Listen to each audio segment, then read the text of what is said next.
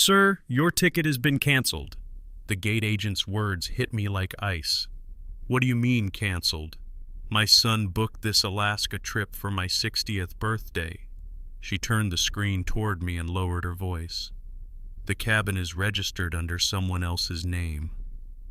I looked through the terminal window and felt my stomach drop. My son was laughing beside his wife and father-in-law, already heading toward the boarding gate. I raised my hand and called out, but he never turned around. Then, just as the plane doors were about to close, my phone buzzed with a message that made me realize missing that flight might have saved far more than my vacation. "Thank you for being here today. Before we begin, drop a quick comment for me. What are you doing while you listen? Driving, working, or just taking a moment for yourself? Your comments truly mean something to me. A quick note. Some details have been adjusted for storytelling, but the message at the heart of this story is what I hope stays with you." They boarded the plane, and I was left standing at gate C18 with a canceled ticket arranged by my own family. The gate agent, Andrea Wolf, may be 40, with the practiced gentleness of someone who'd delivered bad news too many times, looked at my boarding pass for the third time and shook her head. "I'm so sorry, Mr. Garrison, but this ticket has been canceled. Not delayed, not rebooked, just gone." "There must be some mistake," I said, my voice steady despite the cold fluorescent lighting making everything feel unreal. My son handled the booking. She clicked through her screen again, fingers moving with professional efficiency. "The cabin is registered under a Mr. Corbin Townsend. I don't see your name anywhere in the system."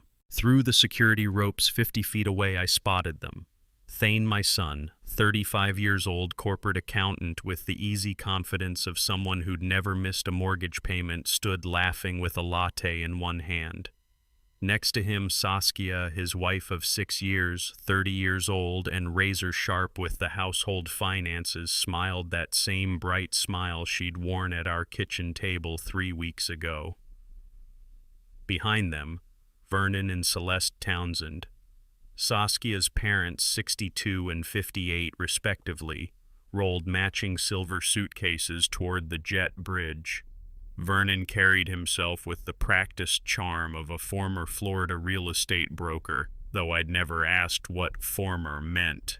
Celeste, quiet as always, let her husband handle the conversation with the boarding staff. And there was Corbin. Saskia's brother, 33, worked in sales and had that particular talent for making everything sound like an opportunity. Apparently, he'd found one in my cabin reservation. None of them looked back. I turned back to Andrea. "Thank you for checking." She offered me the sympathetic expression reserved for people whose travel plans had just collapsed. I folded the useless printout into my jacket pocket and stepped away from the counter, the smell of airport Dunkin' coffee mixing with the recycled terminal air. 3 weeks earlier, everything had felt different. It was my 60th birthday. Early November, one of those perfect New England autumn mornings, where the sunlight came through the kitchen windows of my Boston duplex, warm and golden. I'd been sitting at the table with black coffee, the smell of fresh ground beans filling the room, when Thane walked in with that grin I remembered from his childhood. "Dad, we've been planning this for months," he said, sliding a printed itinerary across the table. "Alaska, the glaciers, the whales. You've always wanted to see the northern lights." Saskia appeared behind him, resting one hand on his shoulder, managing the household finances with the cold precision of someone who saw relationships as balance sheets. Though that morning her smile seemed genuinely warm. "It's a family celebration, Leland. All of us together for your 60th. I picked up the itinerary. 14 days. Inside Passage. Juneau Skagway Glacier Bay. The kind of trip Nora and I used to talk about before the cancer came. For the first time since my wife died 2 years ago, I felt something like warmth. Vernon and Celeste are coming too," Thane added. "And Corbin. Full family reunion." "This is too much," I said, though my throat felt tight. "It's not too much, Dad. You spent 40 years building bridges for the Commonwealth of Massachusetts. 60 years old, retired, and you've barely left Boston. Let us do this." I looked at the total cost estimate at the bottom of the page. I'll wire you my share. 4 cabins. What's that, about 4,000 each? 4750 covers it, Thane said quickly. I've got the booking site open. Just need to secure the cabins before the rates jump. I pulled out my phone and opened my bank app right there at the kitchen table, the warm ceramic mug still in my other hand. The transfer took 90 seconds. Thane's phone buzzed with the confirmation, and he smiled that same easy smile. You're going to love it, Dad. I didn't know then that those $4,750 would be the very last time I ever placed blind, unquestioning faith in my own son. Back at Gate C-18, the boarding announcement echoed through Terminal C, final call for Flight 447 to Seattle. I watched through the cold glass as they moved toward the gate. Thane had his carry-on slung over one shoulder. He glanced back over his shoulder just once, and his eyes caught mine across the terminal. I was still standing there next to the counter talking to Andrea. He saw me. I know he saw me. Then he looked away fast and picked up his pace. Saskia handed her boarding pass to the agent without a backward glance. Vernon and Celeste followed Celeste, quiet as always, content to let Vernon handle all business matters. Corbin, 33 family connections expert, scanned his pass and disappeared down the jet bridge into the aircraft that should have held my cabin. The family I'd wired nearly $5,000 to join on a celebration cruise. Nobody waved back. The jet bridge door closed with a pneumatic hiss. I stood there as the ground crew disconnected the walkway and the aircraft pushed back from the gate. Through the window I could see passengers settling into their seats, overhead bins clicking shut, flight attendants running safety checks. Somewhere in that plane, Thane was sitting in a cabin I'd paid for. This wasn't some mix-up, this was deliberate. I didn't call after them. I didn't shout or demand explanations. Something inside me snapped shut, clean, cold, and transparent as the terminal glass. At 60 years old, I'd spent 4 decades as a civil engineer building bridges across rivers and highways for the Commonwealth of Massachusetts. I knew exactly how to identify a structural failure. I turned away from Gate C-18, the canceled ticket printout crumpled in my jacket pocket, and walked back through the terminal toward ground transportation.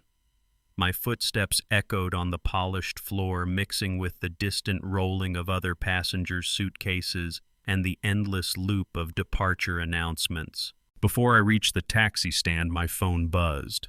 A bank fraud alert, automatic, triggered by the system. Someone had just attempted a purchase on my Visa card from the cruise ship's onboard gift shop. I hadn't authorized any purchase. Thane's name was still on that card as an authorized user.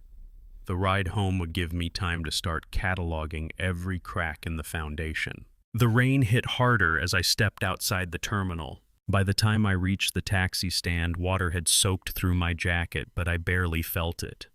All I could feel was the weight of 35 years collapsing into a single terrible question. When did my son learn to lie to my face? The taxi pulled onto I-93 south windshield wipers, thumping their steady rhythm against November rain.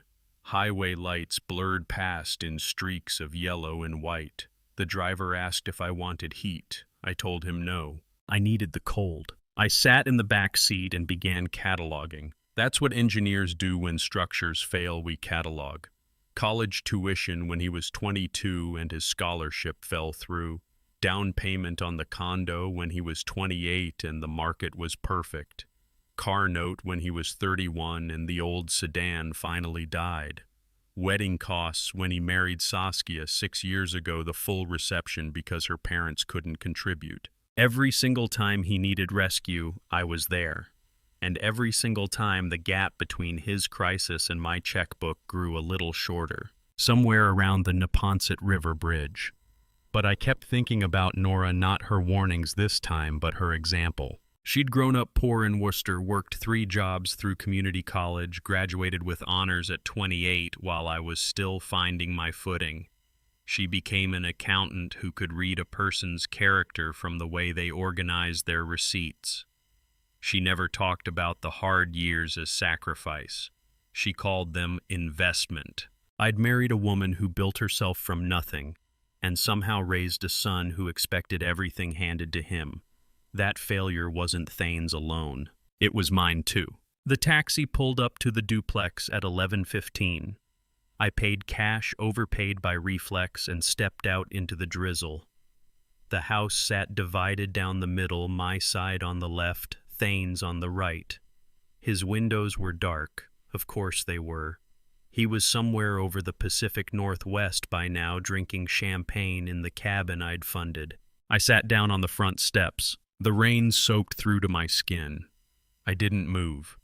I needed to sit there and let the sharpness of the pain burn itself out the way you let a blister drain before you bandage it. Around me, the neighborhood was silent, wet pavement, distant traffic on the main road, the rhythmic drip from the gutter downspout Thane had promised to fix last spring. "Did I fail him, Nora?" I said aloud to no one. "Did I give him so much that he forgot how to stand on his own?" But she wasn't there to answer. She hadn't been there for 2 years. How many bridges had I built for my son only to watch him walk across them without ever looking down at the foundation I'd poured? I sat there for 10 minutes, maybe 15. Long enough for the cold to settle into my bones, long enough for a neighbor's car to pull into their driveway across the street, and for them to glance over with concern before deciding not to interfere. Long enough for the rain to stop, and the sky to turn that flat, colorless gray that November does best. Then I stood up, unlocked my door, and went inside. I didn't eat. I changed into dry clothes, made coffee I didn't drink, and sat at the kitchen table staring at nothing until the sky outside turned dark. At 11 o'clock, I opened my laptop. The kitchen light overhead was harsh and yellow, throwing sharp shadows across the table. I pulled up my credit card account, the one where Thane was still listed as an authorized user, a convenience I'd set up years ago for emergencies. The screen loaded. I scrolled. August, $3,200. Car insurance payment under Thane's name. I hadn't authorized that. September, $12,400. Tuition payment to a graduate program I didn't know he'd enrolled in. October, $8,750. Home renovations, granite countertops according to the merchant code. November, $6,500. Deposit to an account under Saskia's name. $31,000, 4 months. I sat back in the chair, hands flat on the table. This wasn't an impulsive mistake. This was a system, a pattern, a structure of exploitation built carefully month by month, charge by charge, while I nodded along and signed the birthday cards and wired the cruise deposit like the dependable fool they'd trained me to be. I created a new folder on my desktop, typed the name slowly, deliberately, each keystroke a small act of reclamation. Evidence log. November 14th, 2025, day 1. Then I began copying transaction records, every charge, every date, every merchant name. I worked methodically the way I used to draft bridge specs for the Commonwealth. No emotion, no commentary, just data. 40 years as a civil engineer had taught me that before you fix a structural failure, you document it. By midnight, I had 18 pages. By 1 in the morning, I'd cross-referenced them against my bank statements and discovered another 7,000 in direct withdrawals I couldn't account for. The house was silent except for the hum of the refrigerator and the occasional click of my keyboard. Across the duplex wall, Thane's side sat dark and empty. I imagined him in his cruise cabin right now, laughing, drinking, celebrating his 60th birthday gift with the family who'd helped him steal it. The blueprint of their deceit was far wider than a single canceled ticket. I didn't sleep that night. Not because my heart was broken, it was, but because the architecture of their betrayal was finally becoming visible, line by line, transaction by transaction, and I'd spent 40 years learning how to read structural plans. I woke before my alarm at 5:30, though I'd barely slept. My eyes opened and the calculations were already running. By 6 in the morning, I had spread 30 years of financial history across my office floor in neat chronological rows, an engineer's autopsy of his own generosity. The pale gray November light filtered through the windows as I worked. Bank statements, property records, insurance declarations, utility bills, tax returns. Every piece of paper that documented the architecture of my relationship with my son, laid out in order from oldest to newest, left to right, the way bridge blueprints progress from foundation to superstructure. I started with the duplex. 5 years ago, when Thane and Saskia needed a place after the wedding, I'd offered them the second unit. Family rate, I'd called it, $800 a month. It had seemed generous but reasonable. I pulled up current rental market data on my laptop. Comparable two-bedroom units in our neighborhood, $2,400 monthly. The subsidy was $1,600 per month, times 60 months, $96,000. I wrote the number on a legal pad in my careful engineer's print. Then I moved to the next category, property insurance. I'd been covering both units under a single policy. Thane's portion roughly $1,800 per year, times 5 years, $9,000. Utilities. When his payments came late, and they came late often, I'd covered the shortfall to avoid service interruptions. Another $6,000 over the years. The credit card abuse I'd already documented the night before. I opened my primary savings account, the one where Thane had read-only access for emergencies. He'd never withdrawn anything directly.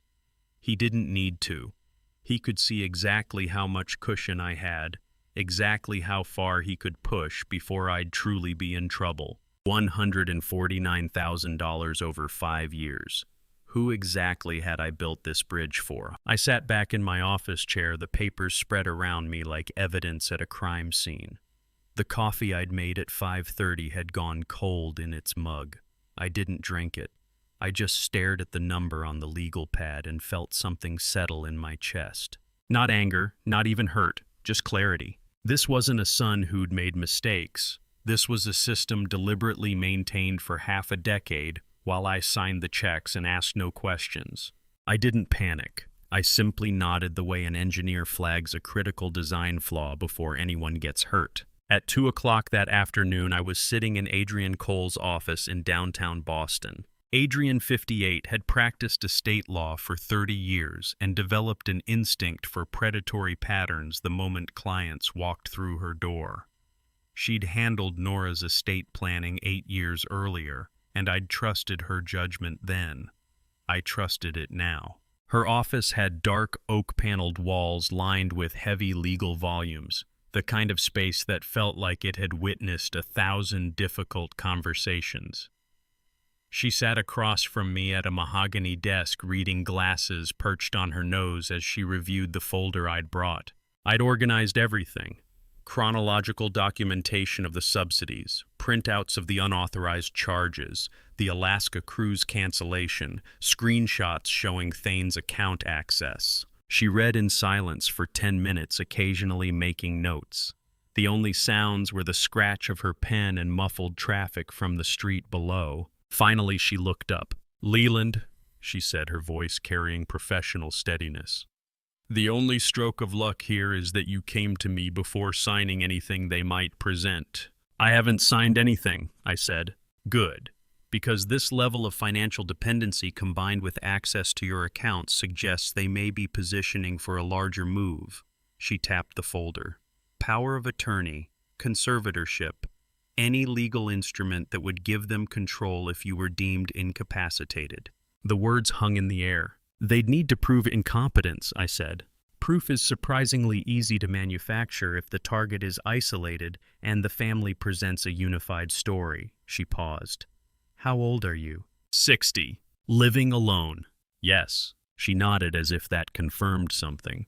"We need to build you a legal fortress immediately." For the first time since the airport terminal, I felt my face relax into something resembling a smile. "What kind of fortress?" "Under Massachusetts General Laws, Chapter 203E, we can create an irrevocable trust.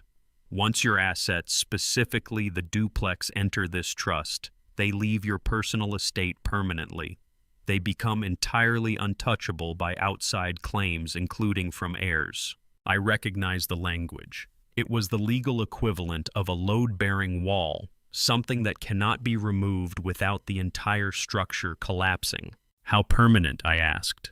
Irrevocable means irrevocable.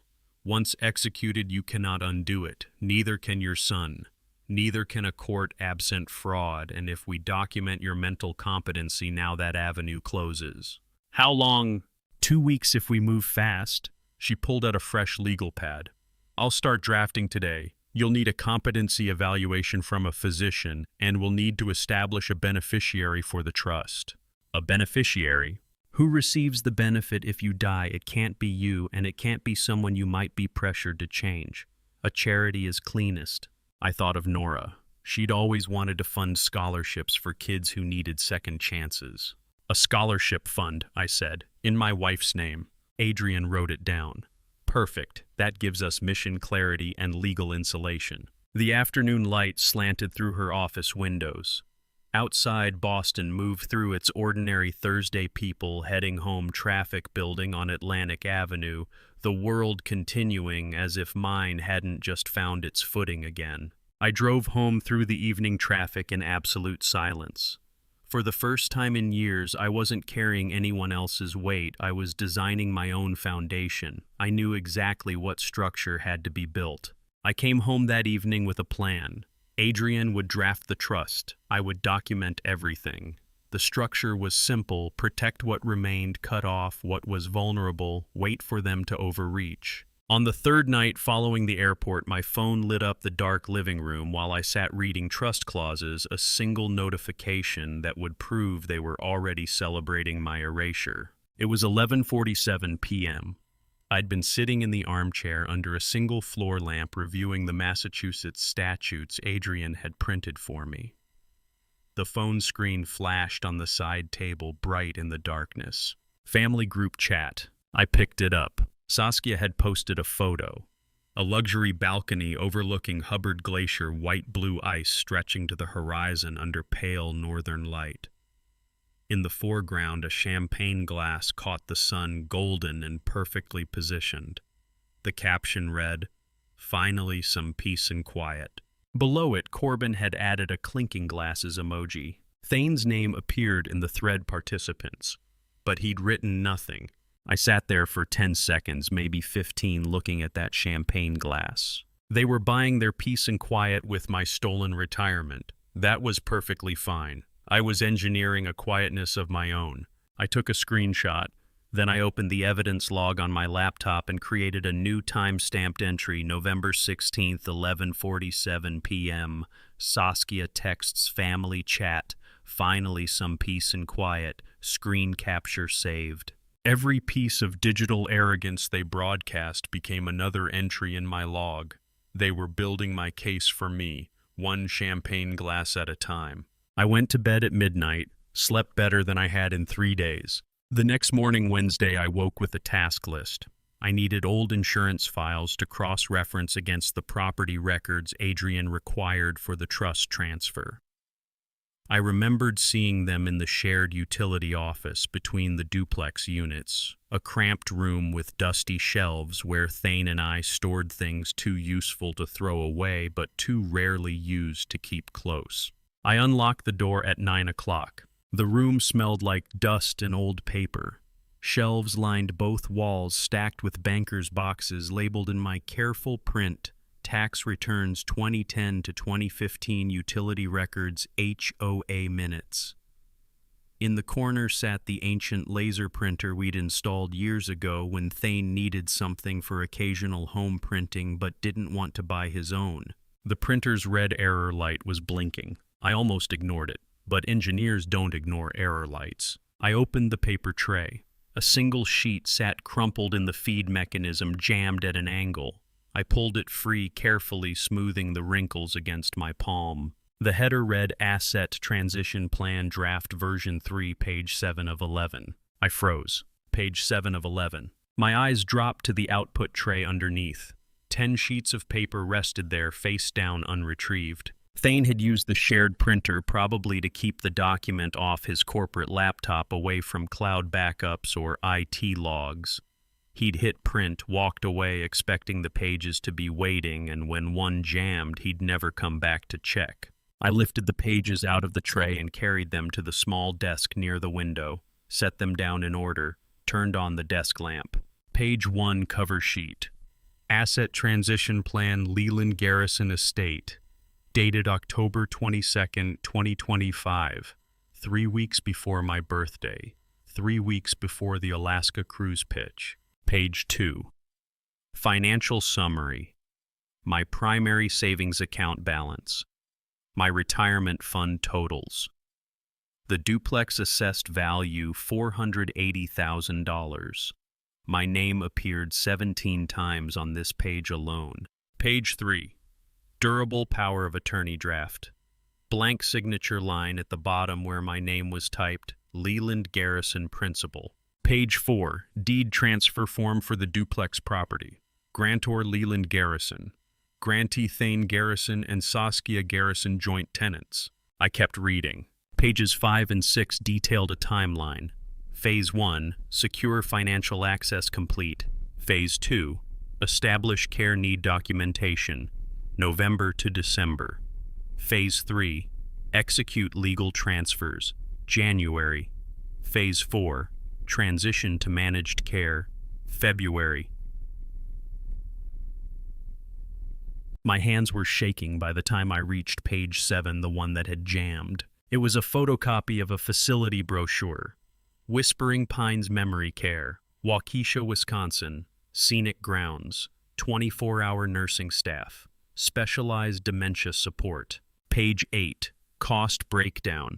Monthly rate $6,800. Funding source. Subjects retirement distributions plus property liquidation. Page 9. Transportation logistics. Commercial flight Boston to Milwaukee. Private transport to facility. Recommended minimal personal effects to ease transition. Page 10. Contact restrictions. Suggest limited visiting hours during acclimation period first 90 days. Monitor all communication for signs of confusion or agitation. Page 11. The application. Prospective resident Leland Garrison. Date of birth November 14, 1965. Current address Boston, Massachusetts. Medical history. To be documented. Cognitive assessment pending. Emergency contact. Thane Garrison's son. Financial responsibility. Thane Garrison.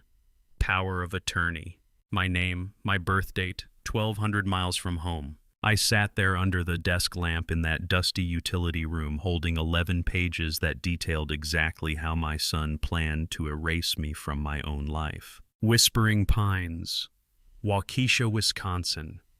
1,200 miles from Boston, from Nora's grave, from every structure I'd built in 60 years.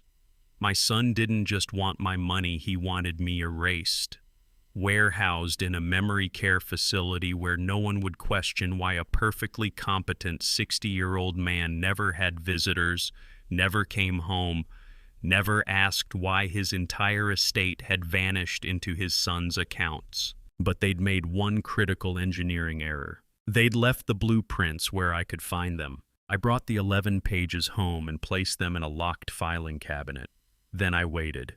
On the 5th night, I was sitting with those pages spread across my bed when my phone vibrated at 1 a.m, Thane's caller ID glowing in the pitch darkness. I let it ring twice before I answered. "Hey, Dad."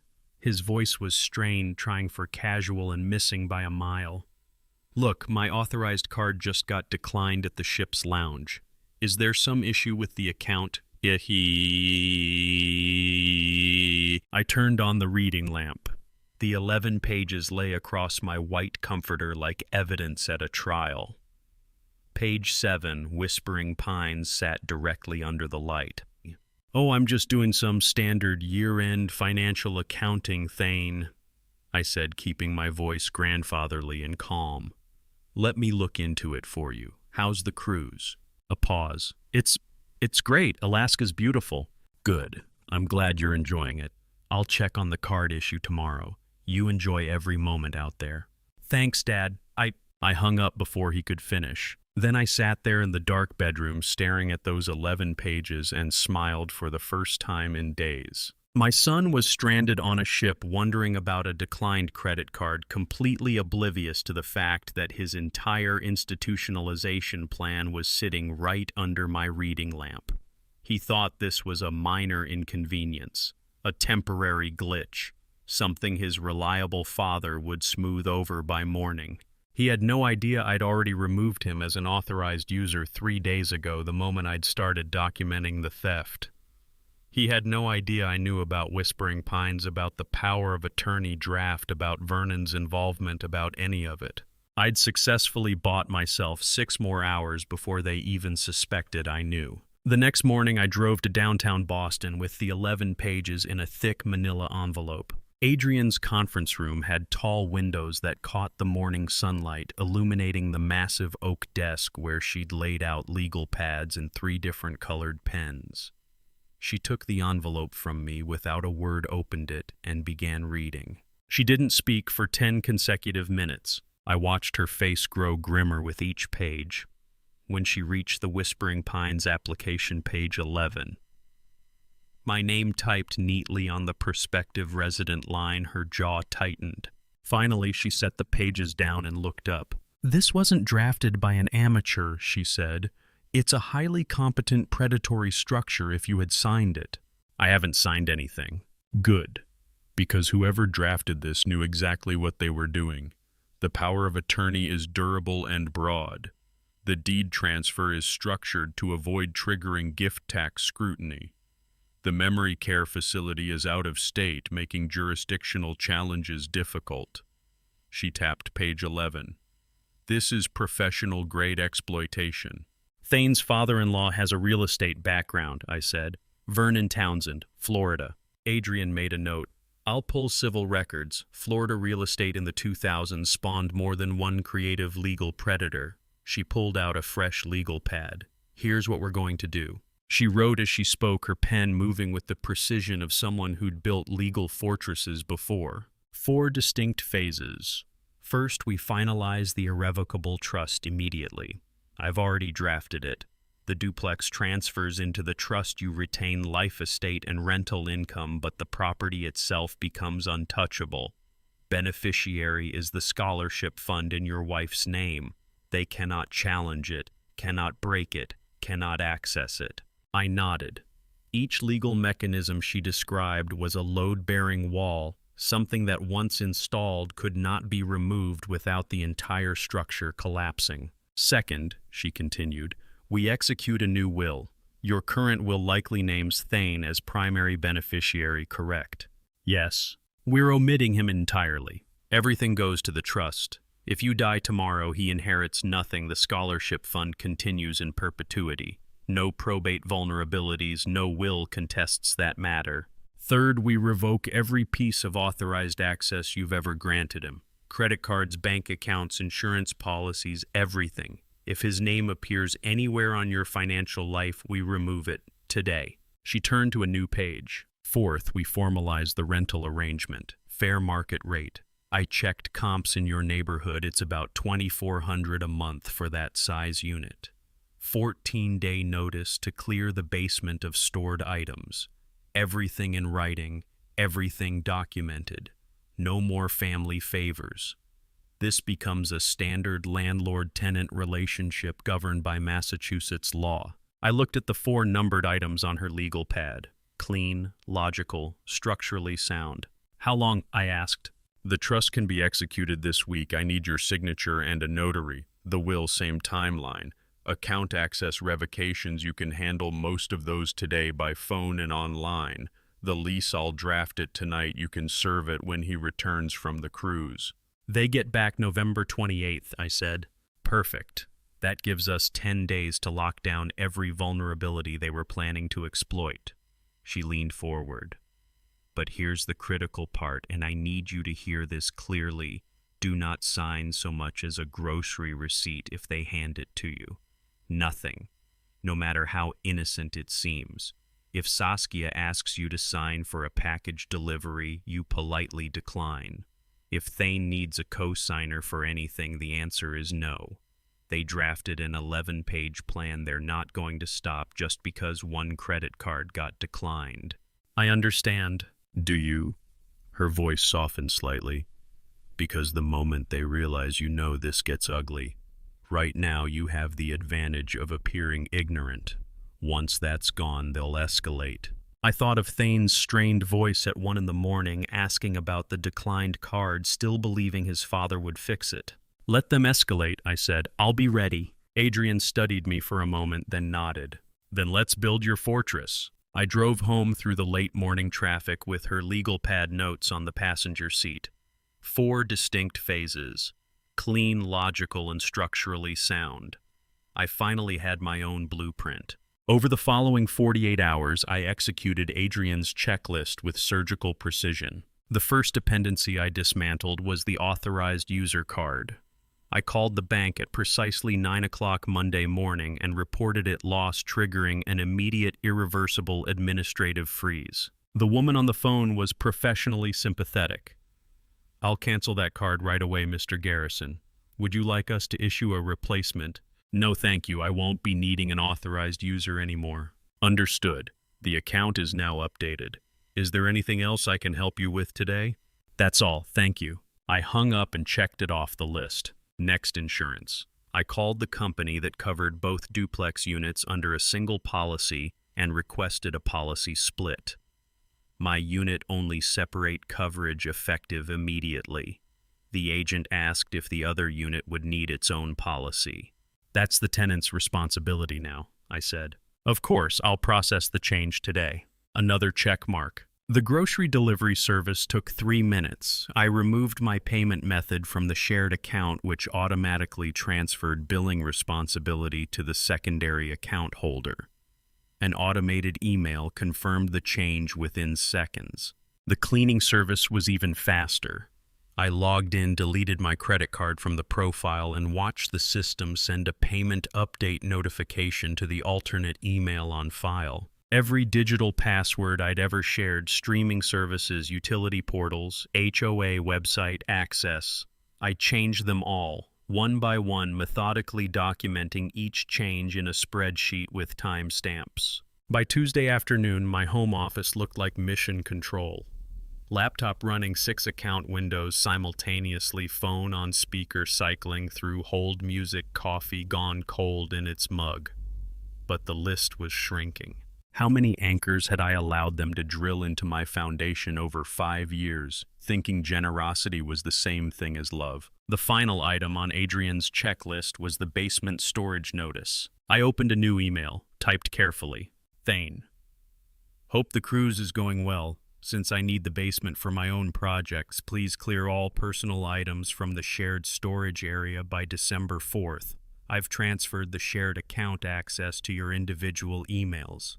Thanks, Dad. I read it 3 times. Polite, reasonable, utterly devoid of accusation or emotion. Then I printed it, signed it, and sent it via USPS certified mail with return receipt. Requested the only method Massachusetts landlord-tenant law recognizes as statutory notice. The post office confirmation slip came back 2 days later.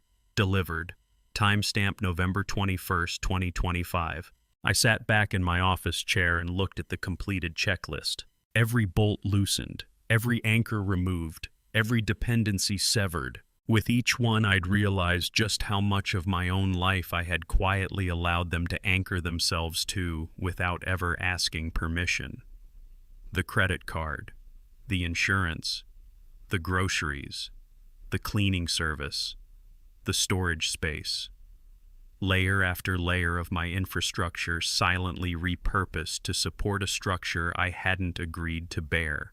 I closed the laptop and turned off the desk lamp. It was done. That night, I sat on the edge of my bed in the darkness and stared at the framed wedding photograph on the nightstand. Nora looked back at me from 1990, 36 years old, wearing that white dress she'd picked out herself, smiling like she'd just won an argument, which she had because I'd wanted a courthouse wedding and she'd insisted on the full ceremony. She'd been right. She was always right. The golden light from the street lamp outside filtered through the bedroom curtains, illuminating the silver frame just enough that I could see her face clearly. "Did I make it too easy for him, Nora?" I whispered into the quiet room. "Did comfort become a cage?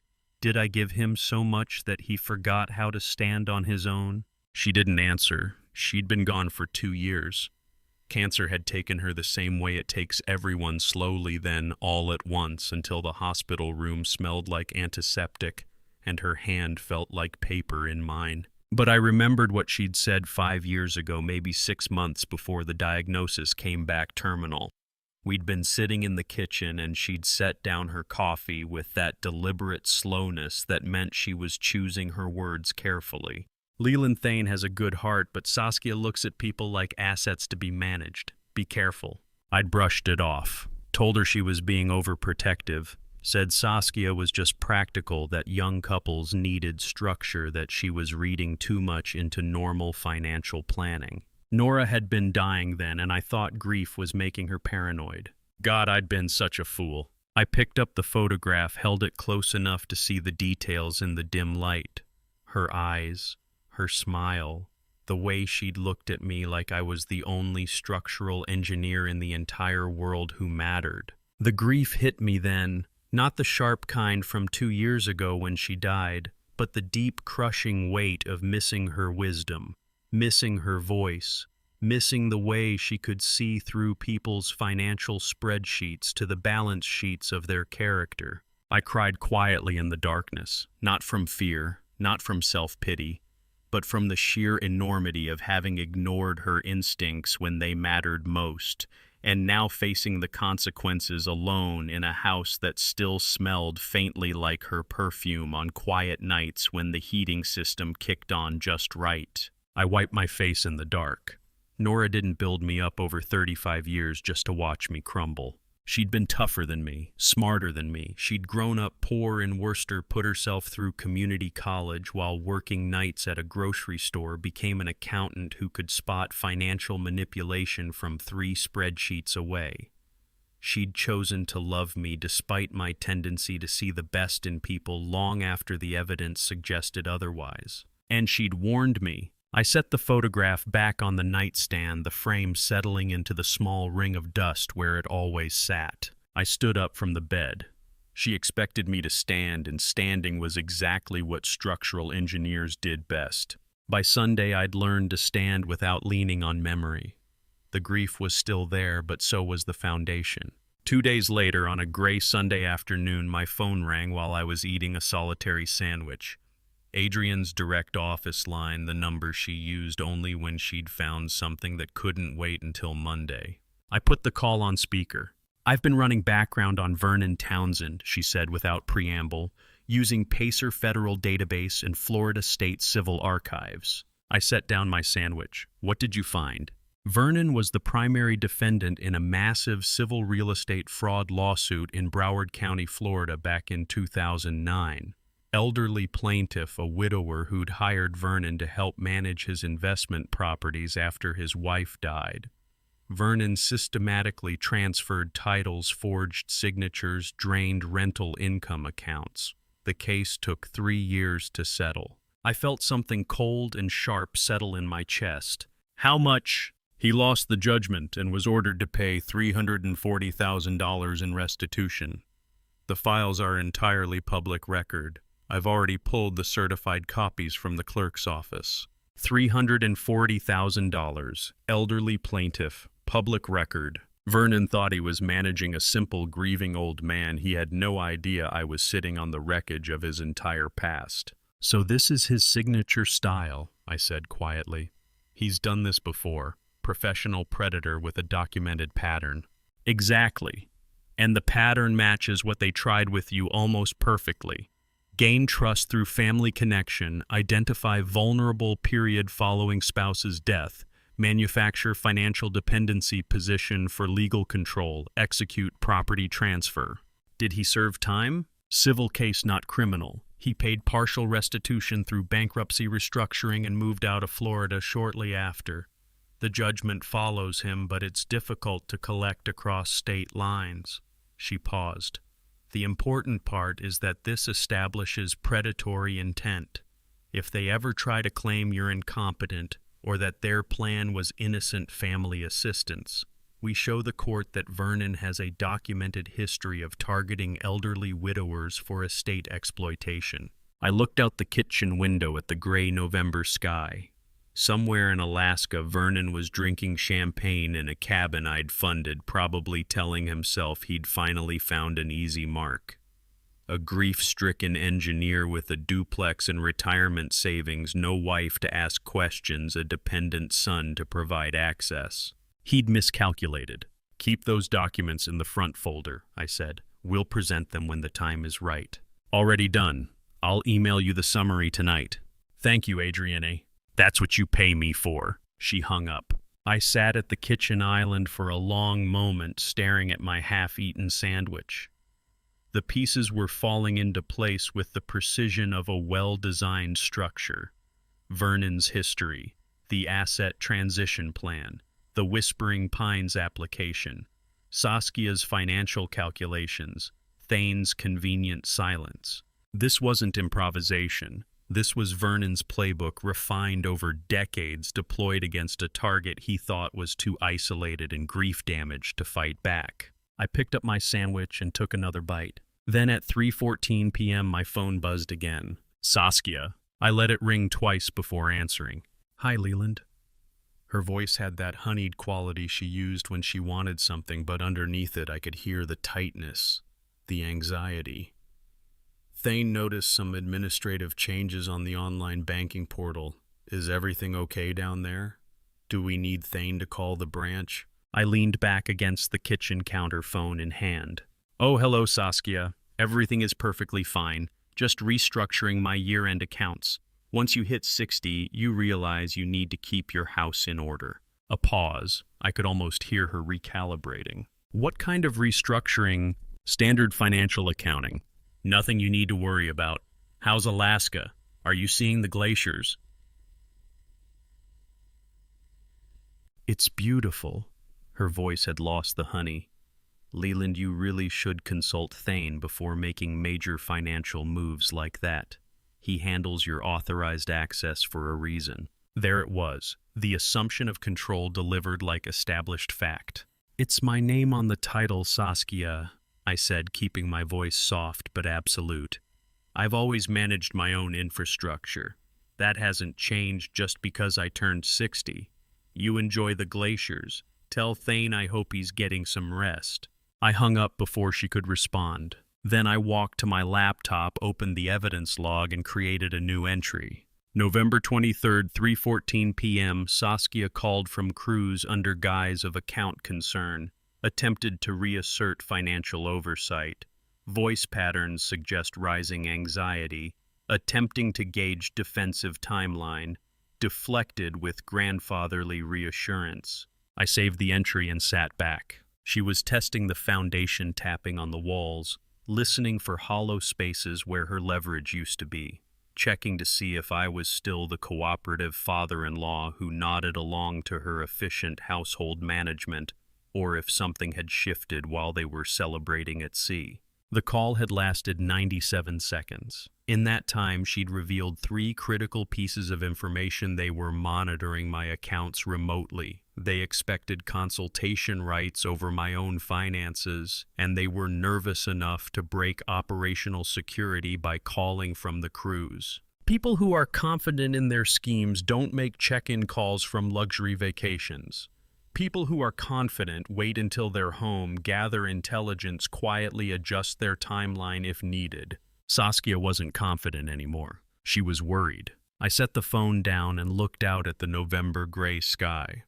Saskia was starting to lose sleep in her luxury cabin 1,300 miles away on a ship she'd bought with my money. And people who panic make predictable mistakes. The first mistake came 3 days later. On Wednesday afternoon, I stepped into the shared utility office to find my spare set of commercial padlocks when my eyes caught something on the high bookshelf, something that would change everything. An old Samsung smartphone sat on the top shelf, charging cables snaking up from the outlet below. I stopped. Thane's old corporate work device. The one his firm had replaced weeks ago when they upgraded everyone to newer models. He'd mentioned putting it in the shared office to use as a backup, then apparently forgotten it existed. I pulled over the stepladder and retrieved it. The screen lit up when I pressed the power button. Still charged, still functional. I tried the old pattern lock I remembered seeing him use 4 corners clockwise, and it opened. The home screen showed a handful of basic apps. I tapped the voice recorder icon. One unlabeled file, dated October 28, 2025. 3 weeks before my birthday. 3 weeks before the Alaska cruise pitch. I pressed play. Static for a few seconds. Then Thane's voice clear and unmistakable. Once he executes the durable power of attorney, the entire duplex falls under our management company. We list it for sale immediately and split the equity 50-50. Vernon's voice responded, slightly muffled but recognizable. What's the assessed value? $480,000. Market rate's probably closer to $520 given the location. We clear the mortgage payoff, split the rest. That's about $260 each after fees. And the rental income while we're positioning goes into the LLC operating account. I've already got the paperwork drafted, just needs his signature on the power of attorney to activate everything. A pause, papers rustling. Then Vernon's voice quieter. And what about the old man? 4 seconds of absolute silence. I stood there in the dusty office phone in my hand, listening to that silence stretch out like a held breath. 4 seconds. Then Thane's voice came back cold and matter-of-fact. Whispering Pines handles everything. More conversation followed, logistics about the facility, timeline discussions, Vernon mentioning his Florida contacts. But I'd stopped hearing words. I was still stuck on those 4 seconds of silence. 4 seconds to decide whether your father lives free or dies forgotten in a Wisconsin facility 1,200 miles from home. I backed up the recording and played that section again. And what about the old man? Silence, 1, 2, 3, 4. Whispering Pines handles everything. I played it a third time. The silence wasn't hesitation. It wasn't uncertainty. It was consideration. My son had weighed my life against his profit margin and chosen the profit. I checked the file duration. 18 minutes, 42 seconds. I listened to the whole thing. By the end, I had a complete blueprint of their conspiracy. Vernon's role as architect, the management LLC structure, the timeline power of attorney in November, facility placement by February, property sale by spring, Thane's casual acknowledgement that I'd never question it because I always signed whatever he put in front of me. That last part was delivered like a character assessment, clinical, accurate. He'd been right, until now. I turned off the phone and stood there in the dim utility office for a long moment, weighing what I held. Then I climbed the stepladder, placed the phone back exactly where I'd found it, matching the dust outline, the precise angle of the charging cable, and went to my private office. At 11 o'clock that night, I sat at my desk with 3 encrypted flash drives and my laptop open to multiple secure networks.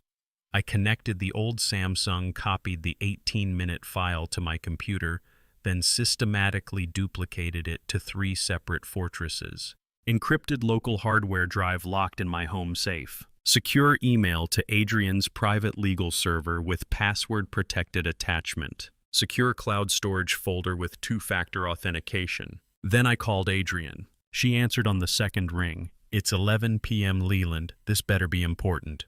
I need you to listen to something. I played the audio over the phone line, all 18 minutes. When it finished, there was a long pause. Leland. Her voice had changed. Quieter. Harder. Where did you get this? Thane's old work phone, left in our shared office, still recording from October. Another pause. I could hear her thinking through the implications. Morally, you have total leverage here, she said finally.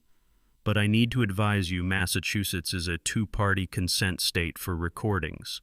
This would likely be inadmissible in court. If you try to use it as evidence, they could claim illegal wiretapping. I don't need a judge, Adrian. I just need them to know that I know. Then it's an absolute checkmate, she said quietly. Inside your own living room with no legal proceedings involved, this recording is devastating. You play this for him and he'll have nowhere to hide. No excuses, no deflection, just his own voice condemning you to institutional care. I didn't need legal vindication. I needed him to hear his own voice sealing my fate and watch his face when he realized I'd been listening all along. "Keep the copy I sent you," I said. "Encrypted. Separate from the trust documents." "Already done." "Leland, when are they back from the cruise?" "November 30th, 4 more days." "Good. That gives you time to prepare.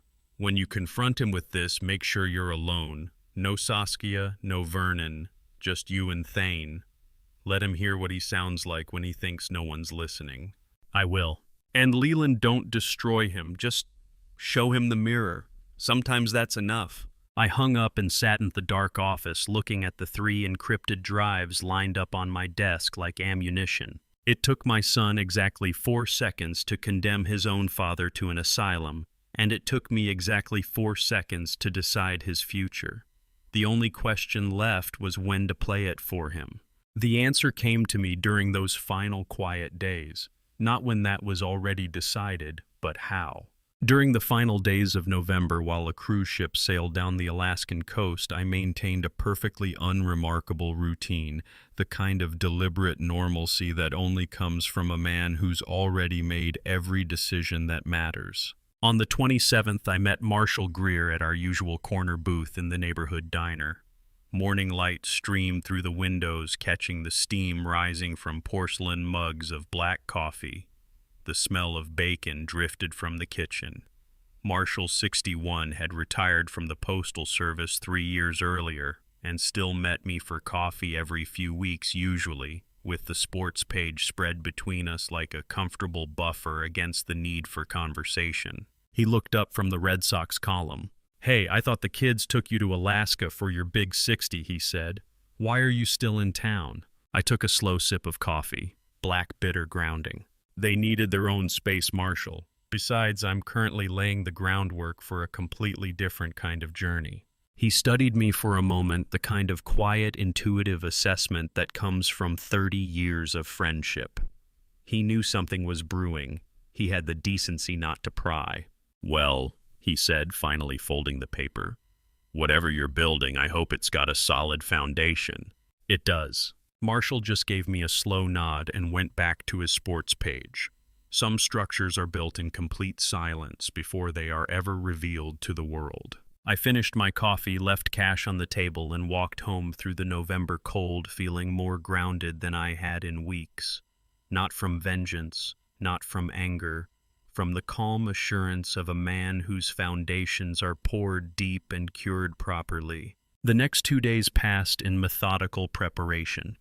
I reviewed Adrian's legal documents one final time. I organized the evidence log into chronological sections with timestamps and screenshots. I labeled 3 sealed envelopes and placed them in my desk drawer in order of deployment. I checked the weather forecast. December 1st would be cold and clear. Good. I wanted perfect visibility for what came next.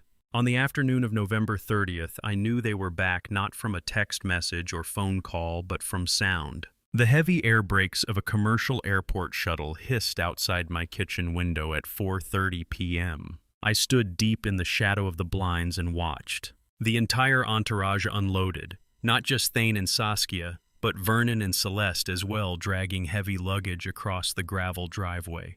All 4 of them looked exhausted, faces tight with something that went beyond jet lag. The vacation had clearly soured. Thane grabbed 2 large suitcases. Saskia carried a designer bag and what looked like shopping bags from cruise port gift shops. Vernon and Celeste moved slower, older, their matching silver luggage scraping across the gravel with the sound of wheels that had seen too many airports. Nobody walked over to my side of the duplex. Nobody knocked. Nobody called out hello or acknowledged my presence 20 feet away behind a shared wall. Saskia whispered something sharp to Thane. I couldn't hear the words through the glass, but I could read the tension in her posture. Thane nodded slowly, then cast a strange, calculating glance toward my front door. The kind of look a man gives when he's measuring a problem he thought he'd already solved. Vernon said something that made Celeste shake her head. She looked smaller than I remembered, diminished somehow, like she'd spent 2 weeks realizing exactly what kind of man she'd married and what kind of scheme he'd convinced their daughter to join. They disappeared through Thane's front door one by one, luggage bumping against the frame, and the duplex fell silent again. I stood there for another 5 minutes, watching the empty driveway. Behind me on my desk, 3 sealed envelopes sat in a neat stack. Next to them, the legal folders Adrian had prepared. Next to those, a copy of the 18-minute audio recording on a simple flash drive. Everything in order, everything documented, everything ready. Tomorrow, December 1st, the first envelope, the first confrontation. I thought about the 16 days since they'd boarded that plane without me.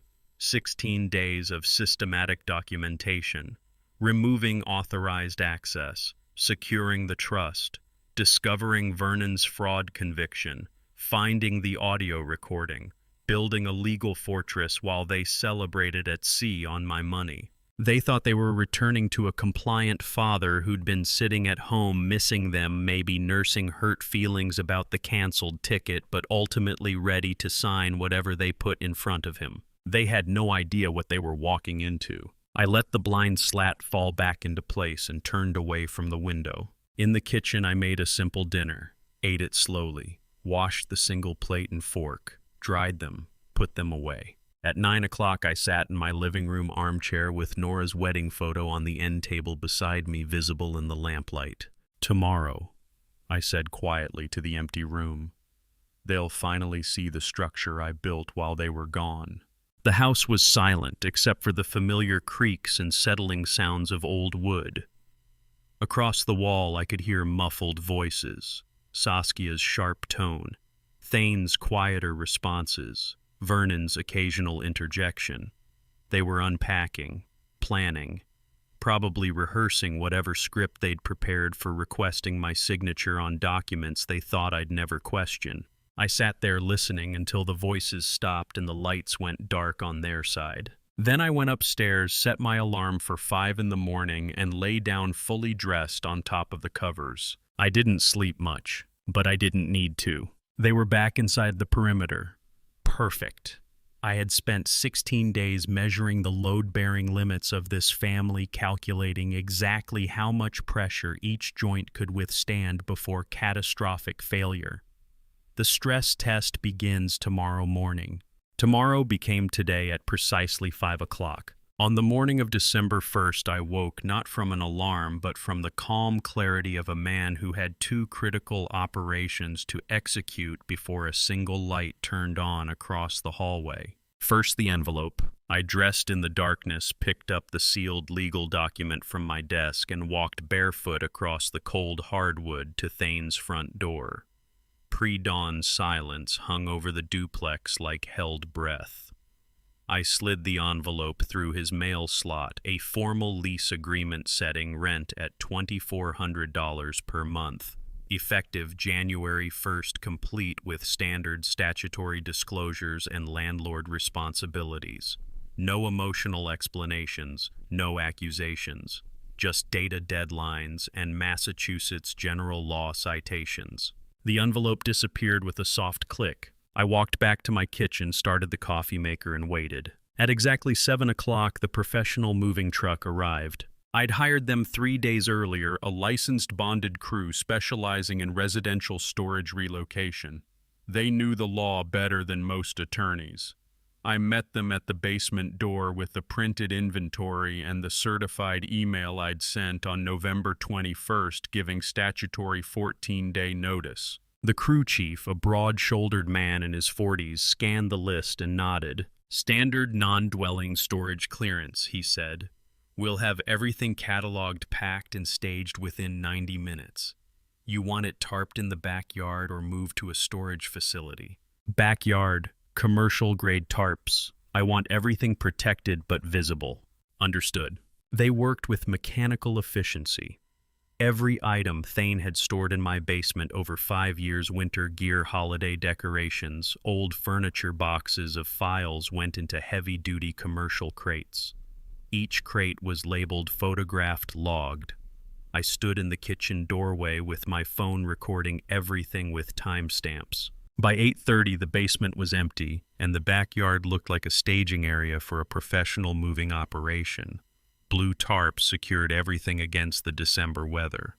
The crew chief handed me a complete manifest. "Sign here for completion of services." I signed. The truck pulled away at 8:45. I walked back into my kitchen, poured a fresh cup of black coffee, sat down facing the front door, and waited for the reaction. I didn't have to wait long.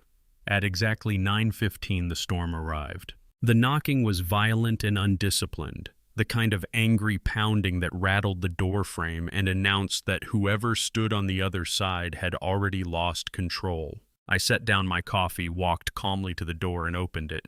Thane stood on my threshold, face flushed red, hands trembling as he gripped the crumpled envelope in a white-knuckled fist. "What the hell is this, Dad?" His voice cracked on the last word. $2,400 a month. And why is our entire winter gear sitting out in the yard under a tarp? I kept my posture relaxed, one hand on the doorframe. $2,400 is the current fair market value for a 2-bedroom duplex in this zip code, I said calmly. You can cross-reference it on Zillow if you'd like. As for the basement, you received the statutory 14-day written notice via certified email on November 21st. Don't worry about the rain. Those are industrial-grade commercial tarps rated for 6 months of outdoor exposure. His mouth opened and closed twice without sound. Then Saskia pushed past his shoulder, her eyes flashing with something between rage and calculation. "Leland, this is family," she said, her voice tight and sharp. "You cannot legally treat your own son like a random tenant." I looked directly into her eyes, met her stare with the kind of steel calm that comes from knowing exactly where you stand. "You're right, Saskia. This is family.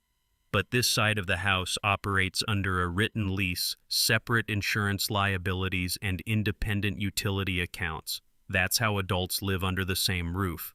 It's also how landlords protect themselves from liability claims." "This is insane," Thane said, his voice rising. "You're charging us market rate after everything." "After everything, yes.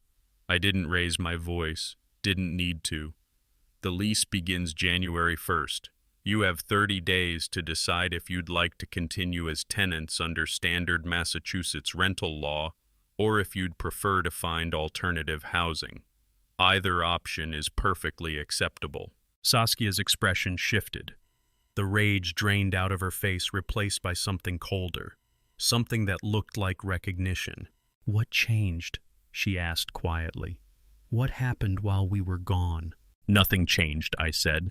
"I simply started treating my property like property and my relationships like relationships. Those things were never meant to be the same category." She stared at me for a long moment, and I watched the calculation happening behind her eyes. She was running scenarios, testing variables, trying to figure out which leverage point would move me back to the compliant position I'd occupied for 5 years. She'd walked in thinking she held all the cards. She was just now realizing I'd been dealing from a completely different deck. "We'll be speaking to a lawyer," she said finally. "That's your right. My attorney's contact information is in the lease packet, page 7. She's expecting calls." I paused. "Is there anything else? I have a conference call at 10. Thane looked at me like he was seeing a stranger. "Dad, I don't understand. We've always..." "Always what, Thane?" "Always assumed my generosity was mandatory. Always treated my foundation like it existed solely to support your structure." I kept my voice level, calm. "The basement is cleared, the lease is delivered, and the utilities have been separated. Everything else is just details." I stepped back and began closing the door. Saskia put her hand out, stopping it. "We're not done here," she said. "Actually, we are, for now. The lease terms are non-negotiable. If you have legal questions, contact Adrian Sinclair. If you have personal questions, we can schedule a conversation at a mutually convenient time, but this threshold discussion is over." I closed the door, stood there listening to the silence on the other side. Then footsteps, retreating, harsh whispers I couldn't quite make out. I walked back to the kitchen and picked up my coffee, still warm. Saskia stared at me with an expression I had never seen on her face before. The sudden, desperate look of a gambler realizing the deck has been swapped. She'd come to intimidate an old man. She was leaving having met a structural engineer who knew exactly where every load-bearing wall stood. Saskia left with her face still tight with panic. But Vernon wasn't done. They retreated to their side of the house after the morning confrontation, but at exactly 2 o'clock in the afternoon, the knock returned, this time softer, measured, rhythmic. The sound of someone who believed they were about to take control of the negotiation. I opened the door. Vernon stood there with Celeste beside him, offering his practiced Florida broker smile and a firm corporate handshake. "May we come in for a moment?" he asked. "I think we got off on the wrong foot this morning." I stepped aside and led them to my formal living room. Arranged 3 chairs in a triangle around the low mahogany table. Made tea, porcelain cups, proper service, the kind of hospitality that puts people at ease before you dismantle them. Vernon settled into his chair with the comfortable posture of a man who'd closed 1,000 deals. Celeste sat beside him, quiet as always, her hands folded in her lap. I poured the tea and sat across from them. "Leland," Vernon began, his voice carrying that smooth, corporate warmth he'd probably perfected over decades. "Let's talk like reasonable men of the world. I understand there's been some tension this morning, but I think we can find common ground here." I sipped my tea, said nothing. "Thane is experiencing a temporary liquidity crunch," Vernon continued, leaning forward slightly. "A minor asset investment didn't yield as expected happens to the best of us in this economy. What matters is that families need to close ranks during a storm. We support each other. That's what being family means." He paused, waiting for me to agree. I didn't. "The lease you delivered this morning," he said, shifting tactics. "It's legally sound, I'll grant you that. But it's also, well, it's harsh. $2,400 a month for your own son. That's not how families operate. That's how landlords operate." "I am a landlord," I said calmly. "This is my property." Of course. Vernon's smile never wavered. "But consider the optics. Consider what this does to family unity. Thane and Saskia have been good tenants for 5 years. They've maintained the property. They've been respectful neighbors. Surely that counts for something." I let him talk. Didn't interrupt once. I let him build his entire case, lay out every justification, construct the full architecture of his manipulation. Because I needed him to commit completely before I pulled the foundation out from under him. "What I'm suggesting," Vernon said, warming to his pitch now, "is a compromise. Keep the rent at the family rate, let's say $1,200, split the difference. In exchange, Thane takes on more property maintenance responsibilities, landscaping, minor repairs, that sort of thing. Everyone wins. You get help maintaining the property. They get affordable housing. The family stays intact." He sat back, clearly satisfied with his proposal. Celeste nodded slightly, like she'd heard this script before. Vernon looked at me expectantly. I set down my teacup, let the silence stretch for a moment. Then I leaned forward. "Before I tell you what I said next, if you're still here right now, comment A if you think I should expose Vernon's criminal past, or B if I should let it go. Add one short reason why. Quick note: what follows contains some fictionalized details added for emotional impact. The core message is what I hope stays with you." "I completely understand asset volatility, Vernon," I said, my voice perfectly calm. "Markets fluctuate, investments fail. These things happen to reasonable men of the world." He smiled, thinking I was agreeing. "But I have a structural question for you," I continued. "Broward County, Florida, 2009, civil fraud judgment, $340,000 in restitution. Elderly widower plaintiff who hired you to manage his investment properties after his wife died." Vernon's face drained of color. Completely. Like someone had opened a valve and let all the blood run out. "Would you like to explain how that transition plan worked?" I said quietly. "Or should I just print the federal court archive and hand it to Thane myself?" Celeste gasped. Her hand flew to her mouth. The room fell into absolute silence. Vernon's corporate smile was gone. His polished broker charm had evaporated. What remained was a 62-year-old con artist staring at the wreckage of his carefully constructed credibility. He started. You systematically transferred property titles, I said, forged signatures, drained rental income accounts. It took 3 years for the case to settle. You paid partial restitution through bankruptcy restructuring and moved out of state to avoid collection. I picked up my tea, took a slow sip. The interesting part, I continued, is how closely your 2009 playbook matches the 11-page asset transition plan I found in my printer last month, including the detail of having Corbin take my cabin reservation, ensuring I missed that flight and had no way to disrupt your timeline in person. Same structure, same target profile. Elderly widower, recently grieving, financially stable, trusting family member provides access. The only difference is you've refined the execution. Vernon stood up. The chair scraped loudly against the hardwood floor. This conversation is over, he said, his voice tight. You're right, I agreed. It is. But before you go, let me be clear.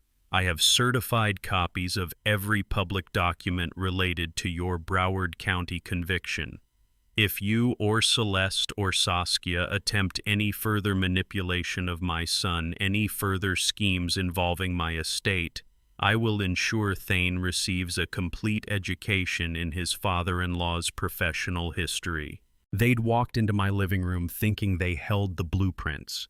They left realizing I'd been holding their criminal record the entire time. Celeste followed Vernon to the door without saying a word, her face still pale with shock. I stayed seated, finished my tea. Vernon stood up without finishing his tea. Celeste followed him out like a shadow, her face still pale with shock. I stayed seated and finished mine. Vernon and Celeste left within the hour.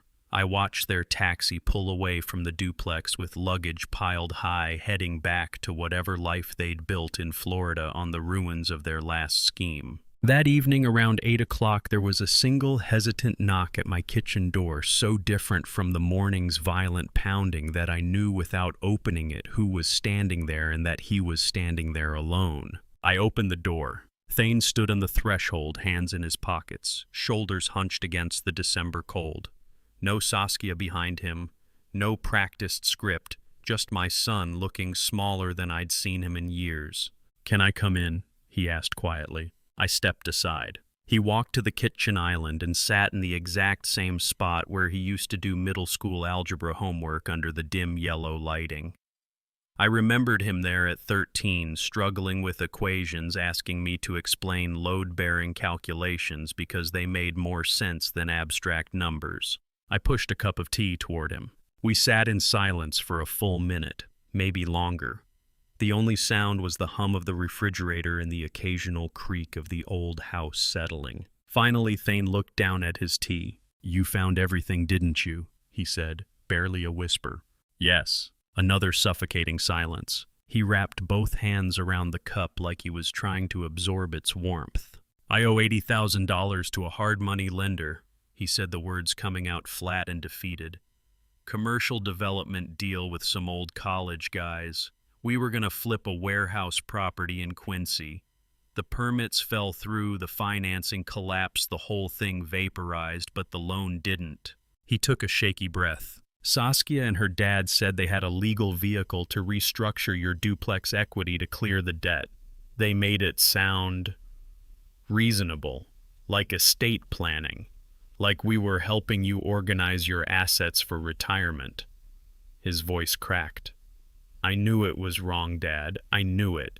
But I felt like I was drowning and they threw me a rope and I didn't ask what it was tied to." I looked at my only son sitting in that dim yellow light and didn't know if I felt more love or profound pity for him. Perhaps they are the exact same thing. "Thane," I said quietly, "I cannot pay your debts. I won't. That money is gone and you need to find your own way out of that hole." He nodded, still not looking at me. "But I will never allow you to demolish the foundation your mother and I spent 30 years pouring. Not for Vernon's schemes, not for Saskia's calculations, not even for your mistakes." He looked up then, and I saw tears in his eyes. "I don't know how to fix this," he whispered. "You start by standing on your own feet," I said. "No more shortcuts, no more family equity as a safety net. You find work, you negotiate with your lender, you dig yourself out the same way every other 35-year-old man does when he makes a bad investment." "Saskia won't. I don't care what Saskia will or won't do," I said, my voice firm but not cruel. "This is about you learning to carry your own weight. Your mother believed you could. I still do. But you have to prove it to yourself, not to me." He stood up slowly, leaving the tea untouched. "I'm sorry, Dad." "I know you are." He walked to the door, paused with his hand on the knob. Are we going to be okay?" I thought about that for a moment. "We're father and son," I said. "That doesn't change, but trust is a different structure, and right now that foundation needs to be rebuilt from scratch." He nodded and left. I sat at the kitchen island for another hour, staring at the untouched cup of tea across from me, feeling the weight of 35 years pressing down on my chest. The next morning, I stepped out into the backyard to winterize my small garden boxes. The air was bitter wind coming straight off the Atlantic, cutting through my jacket. I was kneeling next to the raised beds, pruning shears in hand, when I heard their side door slam. Saskia marched across the frosty grass, dropping all pretenses of sweetness. "You think you're a master strategist, Leland." Her voice was sharp enough to cut glass. "We have legal counsel on retainer. You cannot unilaterally alter a tenant-at-will agreement without an extensive housing court process." I set down the pruning shears and stood slowly brushing dirt from my knees. "Saskia, your attorney should review Massachusetts General Laws, Chapter 186, before they charge you another retainer fee. I've maintained real estate infrastructure in this Commonwealth for 35 years. I know the tenant laws better than most housing court judges." Her teeth chattered slightly from the cold, but her voice sharpened with desperation. "When you're sick," she said, stepping closer. "When you're old and helpless in this house, don't look across the hallway for help. You're completely on your own." I held her gaze, didn't blink, didn't flinch. "Saskia, you gave me your definitive answer to that question at Terminal C on November 14th. You boarded a plane with a ticket I paid for and left me standing at the gate with a canceled reservation. You don't ever need to repeat yourself. I understood perfectly well where I stand in your calculations." Her face went through several expressions in quick succession: rage, calculation, something that might have been shame, then cold fury again. "This isn't over," she said. "Actually, it is. The lease is legal. The trust is finalized. The utilities are separated. The only question left is whether you'd like to continue as tenants under Massachusetts law or find alternative housing. Either option is perfectly acceptable to me." She turned on her heel and stormed back inside, slamming their door hard enough to rattle the frame. I went back to my garden boxes, hands steady on the pruning shears. Some people think they can win a structural war by shouting at the storm. They are always wrong. Saskia stopped shouting after that morning. But silence doesn't mean surrender, it just means they're regrouping. The next afternoon, I was sweeping pine needles from the front sidewalk when I heard footsteps on the concrete. And I told her, "Leland," I said, "Saskia, that man has been nothing but a model neighbor for 6 years. And if his son needs a little tough love about money, well, that's just good parenting." I looked up. Trudy Caldwell stood at my gate, arms crossed, wearing the same no-nonsense expression she'd worn for the 15 years she'd lived 3 houses down. Trudy, 63, had retired from teaching high school English and developed a finely tuned radar for when people were spreading nonsense in the neighborhood. "I'm sorry," I said, setting down the broom. "Saskia came by yesterday afternoon," Trudy said, walking up my path uninvited but not unwelcome. "Told me you were experiencing some kind of mental health crisis. Said you'd suddenly turned cruel and vindictive, that you were trying to evict your own son during a housing emergency." I felt something cold settle in my chest. "And what did you say?" I told her exactly what I just told you. Trudy's smile was sharp. that you've been nothing but a model neighbor, that your lawn is always maintained, that you helped my husband fix our fence gate 3 summers ago without being asked, and that if your son needs to learn financial responsibility at 35, that's called parenting, not cruelty. I didn't know what to say. She didn't like that much, Trudy continued. Started going on about family loyalty and how young people are struggling in this economy. I told her my own daughter is 32 and pays her own rent in Somerville, and somehow she manages without trying to claim her mother's house as an inheritance before I'm even dead. I almost smiled. Thank you, Trudy. Don't thank me. I'm just telling you the truth. She glanced toward Thane's side of the duplex. Whatever's going on over there, it's your business. But I wanted you to know that not everyone in this neighborhood is buying what she's selling. Some of us remember when you lost Nora, and we saw you handle that with dignity. We trust your judgment. She patted my arm once firmly and walked back down the path. Oh, she called over her shoulder. I'm mentioning this at book club Thursday, just so you know. I watched her go, then looked down at the pile of pine needles I'd been sweeping. Saskia had tried to turn the neighborhood against me, and it had backfired. Not because I'd defended myself, but because 15 years of being a decent neighbor had built a foundation she couldn't undermine with 3 days of desperate storytelling. The December cold had turned sharp. Frost was forming on the gate latch, and I could see my breath in the late afternoon air. The seasonal shift felt deliberate, like the weather itself was acknowledging the move from preparation into confrontation. I finished sweeping the pine needles into a precise pile, the methodical action grounding me before what I knew was coming tonight. At 9 o'clock, my phone rang. Adrian. It's done, she said without preamble. The irrevocable trust is officially recorded and active as of 4 o'clock this afternoon. The duplex is now legally owned by the Nora Whitfield Foundation Trust, structured exactly as we designed it. I sat down at my desk, phone pressed to my ear. Walk me through it one more time. The property title transferred to the trust this afternoon. You retain life estate, which means you can live there until you die and collect all rental income. But the property itself belongs to the foundation now. The income flows to the trust. The foundation bylaws are locked, and any legal challenge would require proving fraud or undue influence, which doesn't exist because we have your competency evaluation on file. And if I die tomorrow, the scholarship fund continues in perpetuity. Thane inherits nothing from the property. It's permanent Leland. Irrevocable means irrevocable. I closed my eyes. Thank you, Adrian.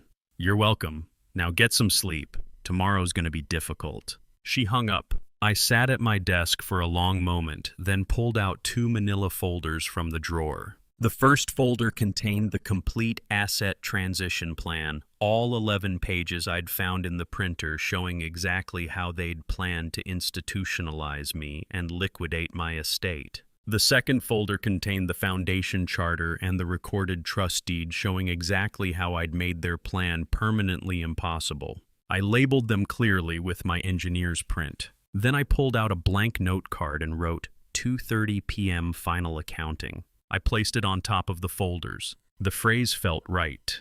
This wasn't revenge. This was a reckoning, a final accounting of what they'd attempted and what it had cost them. As I organized the desk, my hand bumped against the back of a drawer and something fell forward, an old photograph. Thane, at 7 years old, grinning while holding a fishing rod on our trip to Lake Donner. His front teeth were missing. His hair was sun-bleached. He looked so small, so trusting, so convinced that his father could solve any problem in the world. I looked at that photo for 3 seconds, felt the full weight of 35 years pressing down. Then I closed the drawer and returned to labeling the folders. Grief is not a reason to abandon accountability. By 10 o'clock, everything was ready. The folders were stacked neatly on my desk. The note card sat on top. The trust was recorded. The evidence was documented. The 20-day countdown that had started on November 14th in Terminal C was complete. I sat alone in my study, folders organized house silent around me. I felt no triumph, no anger, no fear. only the crystalline certainty of a man who had built something fair and watched it be rejected. Tomorrow they would learn what they had traded for their greed. I turned off the desk lamp and walked upstairs. The last 24 hours of the old equilibrium passed in darkness. I pressed send at 8:14 a.m., 7 words, 1 meeting time, 0 explanation. 2 p.m. today, living room, both of you. My thumb hovered over the phone screen for 3 seconds after the message delivered. Double check mark. Read receipt enabled. Thane would see it within minutes, maybe seconds, if Saskia was already monitoring his notifications the way she monitored everything else in their carefully constructed world. The reply came at 8:17 a.m. Should Saskia be there? What's this about? 3 minutes. Not 3 hours, not 30 minutes. 3 minutes on a Thursday morning when he should have been in his first project meeting at the engineering firm, which meant he'd been waiting, watching. The desperation had reached critical mass. I set the phone face down on the kitchen counter and poured a second cup of coffee I didn't need. My hands were steady. That surprised me. 6 hours until the confrontation I'd been building toward for 3 weeks, and my pulse felt like I was reviewing blueprints for a municipal water system, not preparing to detonate my family. The morning stretched like held breath, every minute deliberate. I didn't reply to Thane's text. Let him wonder. Let Saskia's prosecutor brain spin through scenarios, catalog possibilities, build arguments against phantoms. They'd spent weeks, maybe months, treating me like a problem to be managed, an asset to be liquidated, a signature to be obtained. Now they could spend 6 hours in the same uncertainty they'd tried to manufacture for me. At 9:30, I walked through the house one final time. Living room, 3 chairs arranged in a triangle around the mahogany coffee table Nora and I bought in 1996. Dining room cleared neutral. Kitchen clean, no dishes in the sink, no evidence of morning panic. Everything in its place, everything under control. The folder sat on the coffee table. Plain manila 1-inch brad fasteners, professional label, asset transition plan, Garrison family. Inside their 11-page document with Saskia's margin notes and Vernon's financial projections. Behind it, the recorded deed transferring the duplex to the irrevocable trust. Behind that, the foundation charter for the Nora Whitfield Memorial Scholarship Fund already filed with the state. Not threats, completed facts. I'd learned that distinction from Adrian during our second meeting. Don't tell them what you might do, she'd said, sliding the trust documents across her desk. Show them what you've already done. It removes their negotiating position entirely. At 11 o'clock, Marshall called. You doing okay? Fine. Leland. I'm fine, Marshall, really. Silence on the line, the kind that came from 40 years of friendship. Call me after, he finally said. Doesn't matter what time. I will. I made a sandwich at noon, turkey Swiss mustard, and ate exactly half before my appetite quit. The rest went into the refrigerator wrapped in plastic. Waste not. That's what Nora always said, her voice still clear in my memory, even though her photograph was the only proof she'd existed outside my head. At 1:30, I changed shirts, the blue Oxford, not the gray. Nora said the blue brought out my eyes, made me look trustworthy. I needed trustworthy today, not threatening. This wasn't about revenge, it was about boundaries. The doorbell rang at 2:00 p.m. exactly. They stood on the porch like strangers. Thane in his work clothes tie, loosened face drawn. Saskia in her tailored pantsuit, leather portfolio under one arm, expression locked in professional neutrality. They'd come straight from their lives, interrupted their Thursday, rearranged their schedules for my mysterious summons. Good. Come in, I said. No hugs, no pleasantries.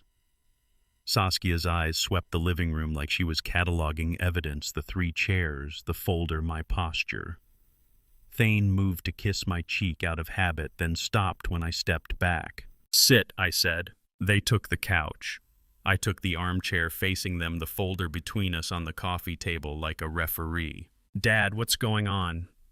Thane's voice carried an edge I'd heard twice before, once when he crashed my truck at 17, once when Nora died, and he'd had to tell me about the funeral arrangements. Fear dressed up as concern. Saskia set her portfolio on her lap. We pushed back meetings to be here.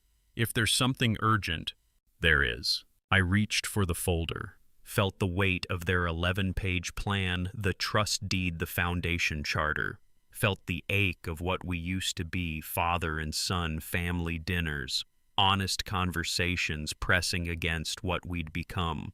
I speak first, I said. You speak when I'm done, not before. Saskia's jaw tightened. Thane nodded. I opened the folder to the first page. Their asset transition plan draft version 3 stared back at us, Saskia's handwriting in the margins. Dr. Kemper diagnosis by February 1st, and POA before spring closing. Do you recognize this? I asked. The color drained from Thane's face like someone had opened a valve. Saskia's pupils constricted to pinpoints, her breathing shallow, controlled. Neither spoke. I found it November 30th, I continued. In the printer tray. You'd been reviewing it while I slept. Thane's mouth opened. No sound came out. I turned the page. The trust deed sat underneath official county seal in the corner, recording date December 2nd, 2025, 2 days ago. The duplex address, the irrevocable trust designation, the scholarship fund as sole beneficiary. This is what's already happened, I said. Not what I'm threatening, already happened. Saskia leaned forward, scanning the document. Her attorney training kicked in automatically. She was reading the legal language, tracking the implications, calculating the damage. Thane finally found his voice. Dad, we can...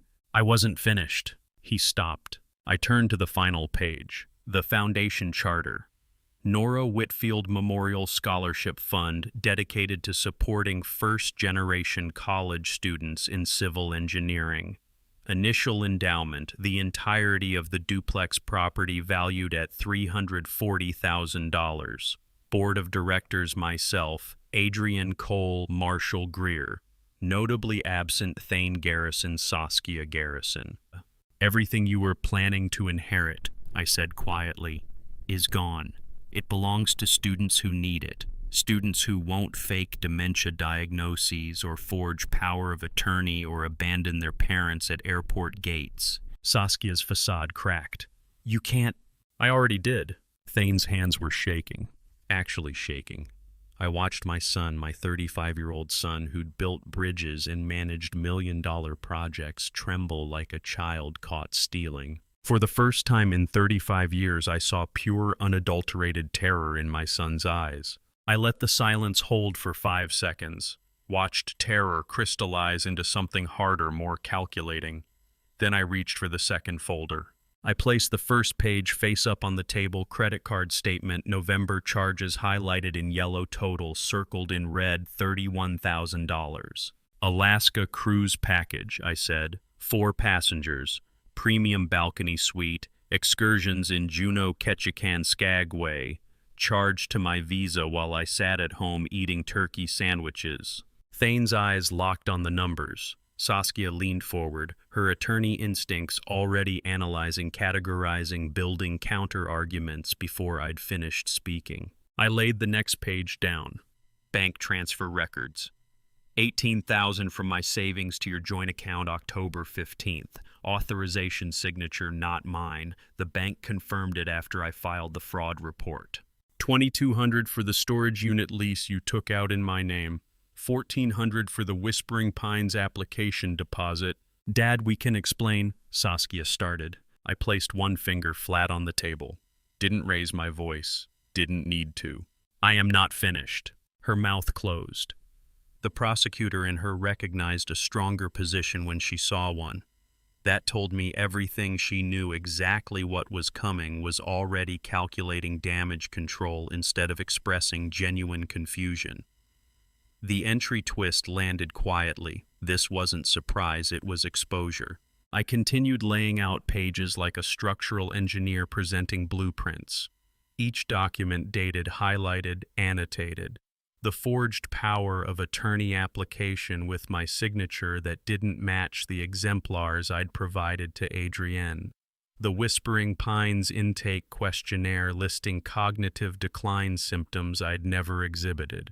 The consultation request with Dr. Kemper for a dementia diagnosis scheduled for February 1st, a diagnosis that didn't exist yet but would be manufactured on demand. This, I said, placing down a Wisconsin court filing, is Vernon Townsend's 2009 bankruptcy and fraud judgment. Broward County, Florida. $340,000 for real estate investment fraud. Your father-in-law, I looked at Thane, has a federal conviction for the exact kind of financial manipulation you two were attempting with me. Saskia's composure cracked at the edges. That was years ago. Vernon paid his debt.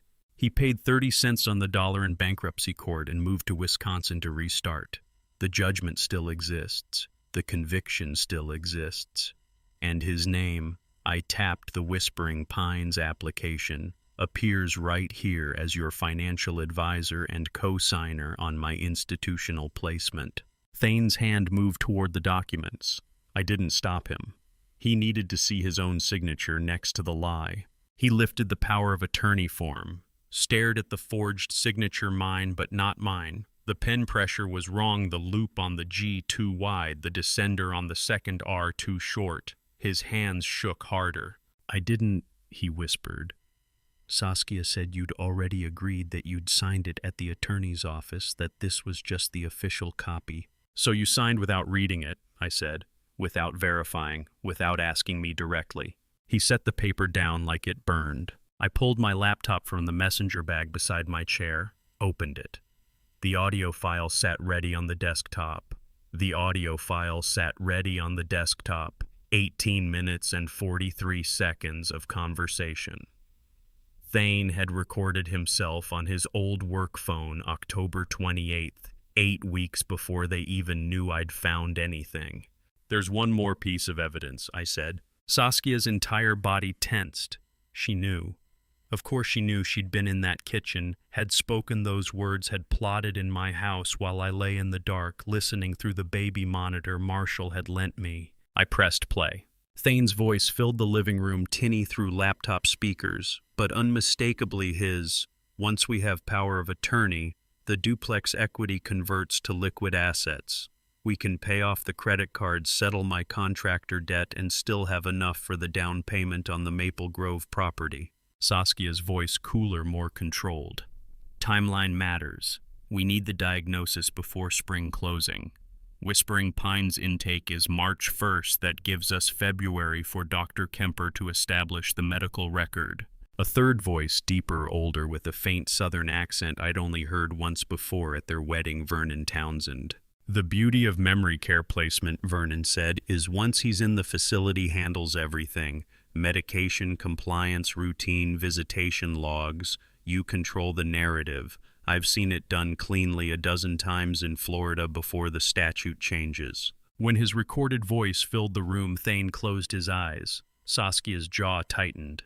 I watched them both and felt nothing but clarity. The recording continued. Saskia asking about legal exposure.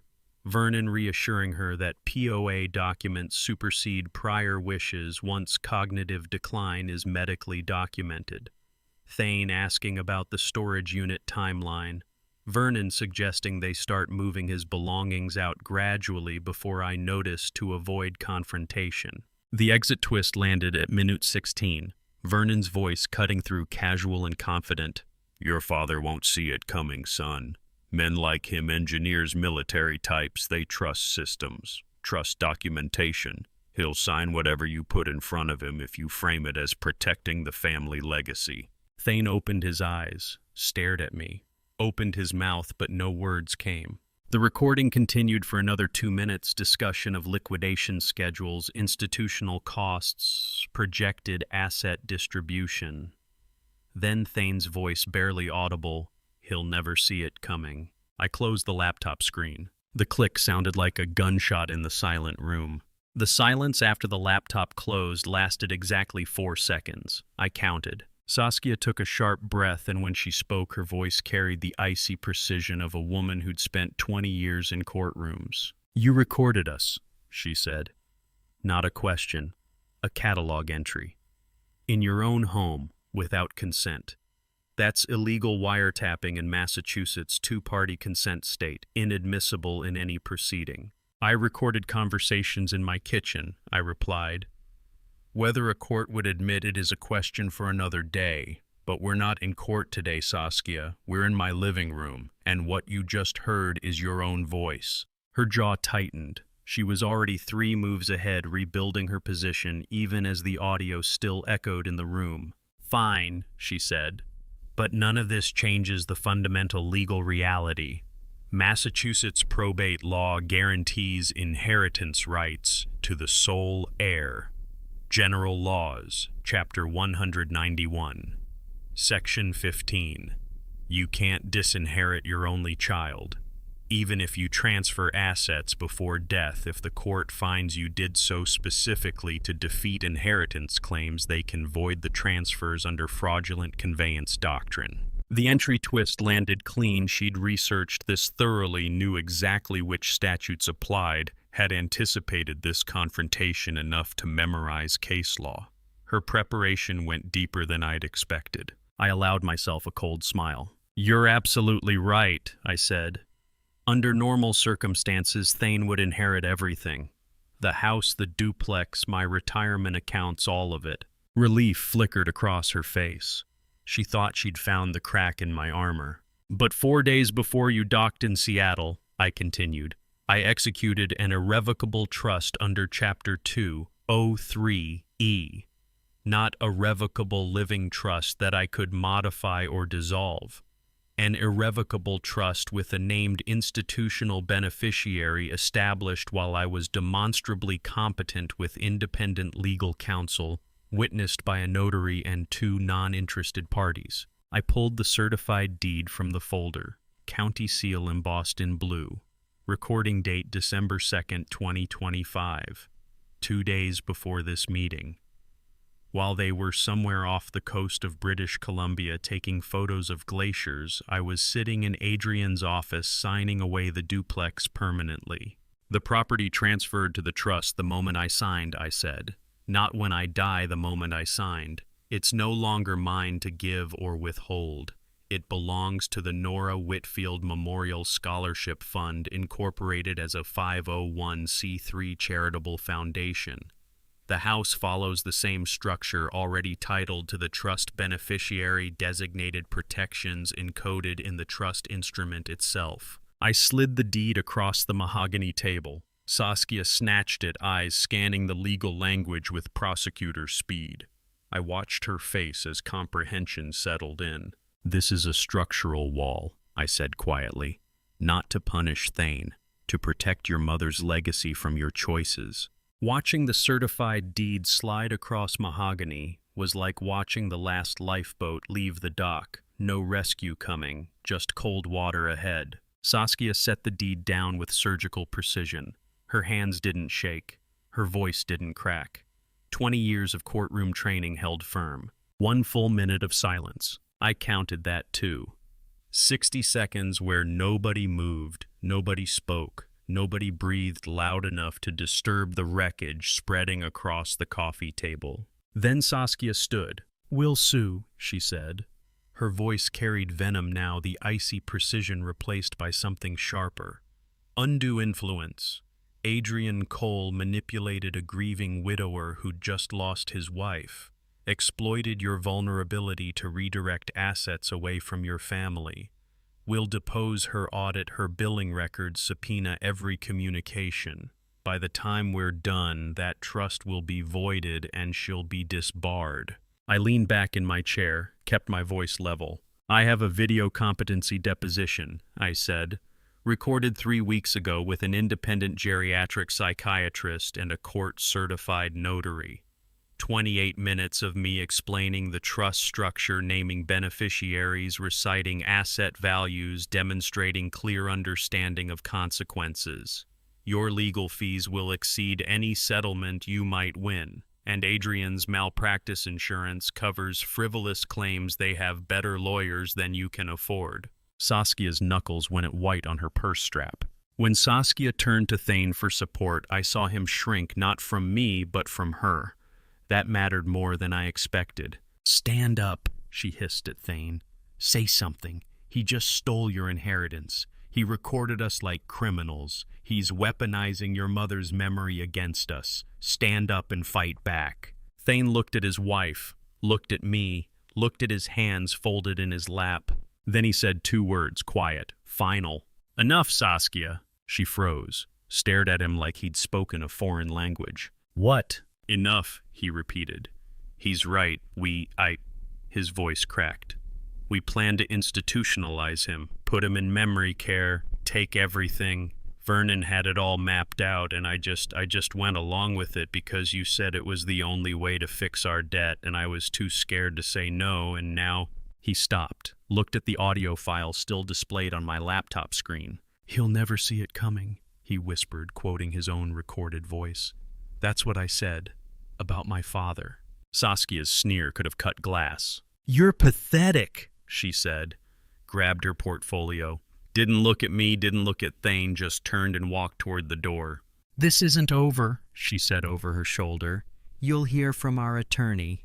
"You mean your attorney," Thane said, still quiet, still sitting. She stopped, hand on the doorknob. For 3 seconds I thought she might turn around, might say something that would pull him back into orbit. But she didn't. The door slammed hard enough to rattle the picture frames. Saskia was gone. Thane sat motionless, staring at the trust deed like a man watching his own obituary. Then there were 2 father and son, no lawyers, no money, just wreckage. The wreckage sat between us on the coffee table. Evidence, documents, the laptop with its damning audio file. I don't know how long we sat in silence, long enough for the afternoon light to turn amber, long enough for the question to finally surface. "Will you ever forgive me?" Thane's voice came out barely above a whisper. He wasn't looking at me. His eyes stayed fixed on the trust deed, on the scholarship fund charter, on the irrefutable proof that his inheritance had vanished into something larger than his mistakes. I let the question hang there.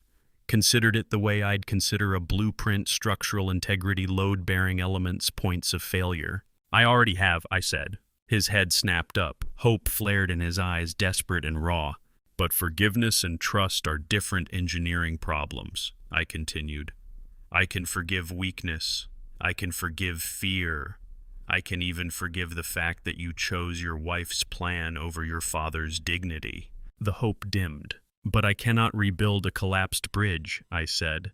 "Not at 60, not when the foundation turned out to be sand instead of bedrock. And I don't have years left to pour concrete and wait for it to cure just to find out if the structure will hold." Thane's hands were shaking again, the same tremor I'd seen when the audio recording played, when his own voice filled the room with casual cruelty. "What are we now?" he asked. I looked at my son, 35 years old, civil engineer husband, to a woman who'd just walked out on him, father to no one, heir to nothing. "We're father and son," I said. "That's a biological fact. It doesn't change based on trust or forgiveness or inheritance. But the rest, the friendship, the partnership, the assumption that I'll be there to catch you when you fall, that needs foundation work you haven't started yet." "Tell me how," he said. "Tell me what to do and I'll—" "No!" The word landed hard. Final. "You need to stand on your own feet," I said.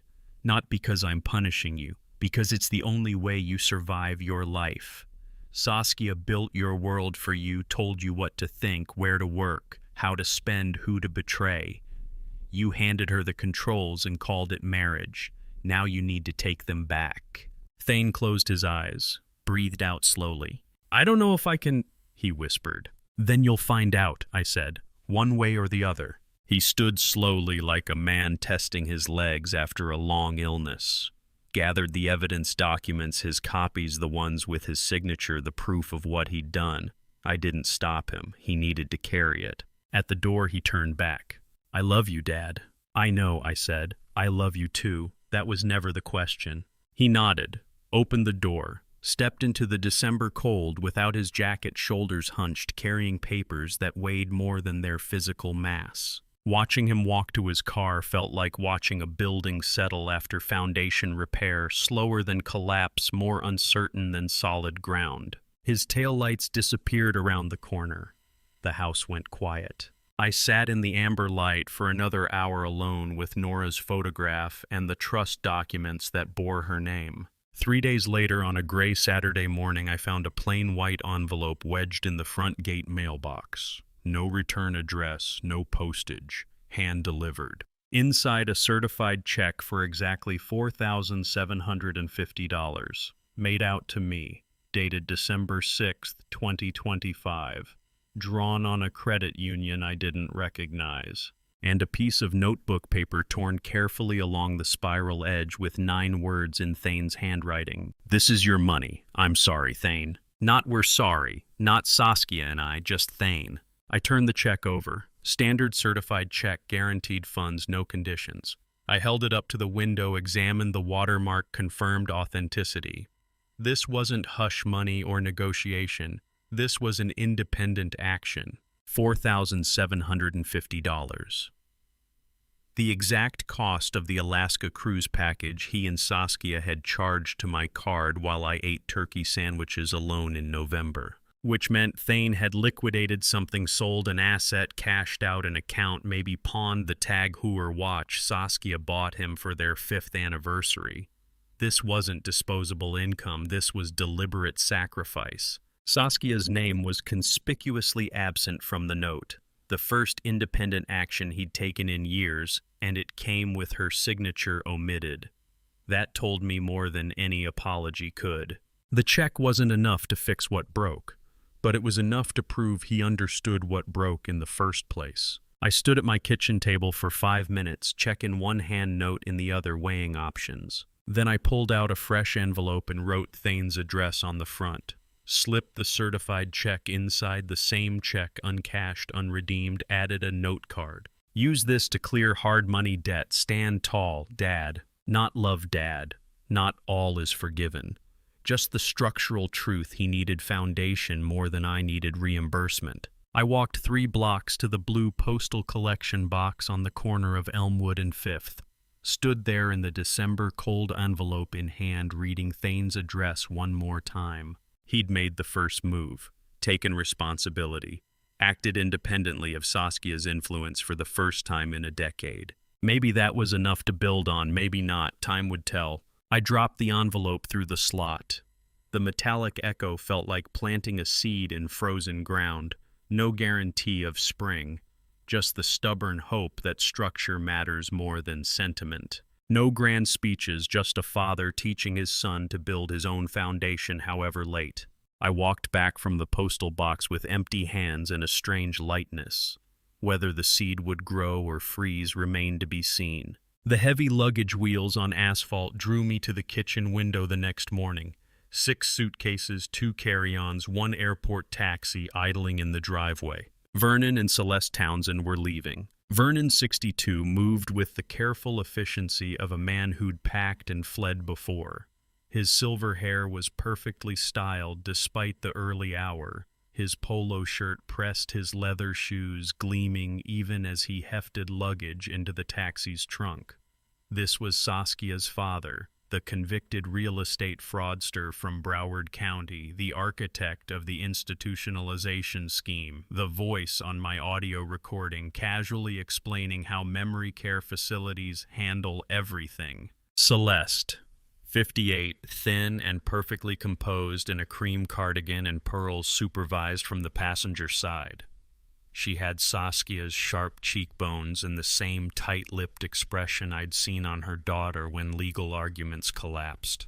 She handed Vernon a carry-on, checked her watch, said something I couldn't hear through the glass. They moved quickly, deliberately. Not frantically, these were people who knew how to execute a strategic retreat. Neither looked toward my side of the duplex as they loaded bag after bag. The avoidance was studied, intentional. They knew I was watching, they just couldn't afford to acknowledge it. Then Vernon paused. Hand on the taxi door handle, 1 foot already inside. He stopped and looked up directly at the kitchen window where I stood with my coffee cup. Our eyes met through the glass. It lasted maybe 3 seconds, long enough for me to see the calculation behind his expression. Not defiance, not anger, recognition. The acknowledgement of a professional con artist who realizes he'd been outplayed by someone he'd fundamentally underestimated. He'd thought I was an easy mark, grieving widower, lonely engineer desperate for family connection. He'd built an entire financial strategy around that assumption, and I'd dismantled it with the same structural precision he'd used to defraud investors in Florida 15 years ago. I held his gaze, didn't raise my coffee cup, didn't nod, just stood there steady. Vernon looked away first, slid into the taxi, closed the door. The taxi pulled out of the driveway at 6:47 a.m. I watched until the taillights disappeared around the corner onto Maple Street. Some people leave quietly when the structure proves stronger than their leverage. An hour later, my phone chimed with an email from Adrian. Raymond's entity withdrew all property filings this morning. Clean paperwork, no explanation, no counterclaims. Florida disclosure appears to have neutralized their litigation appetite.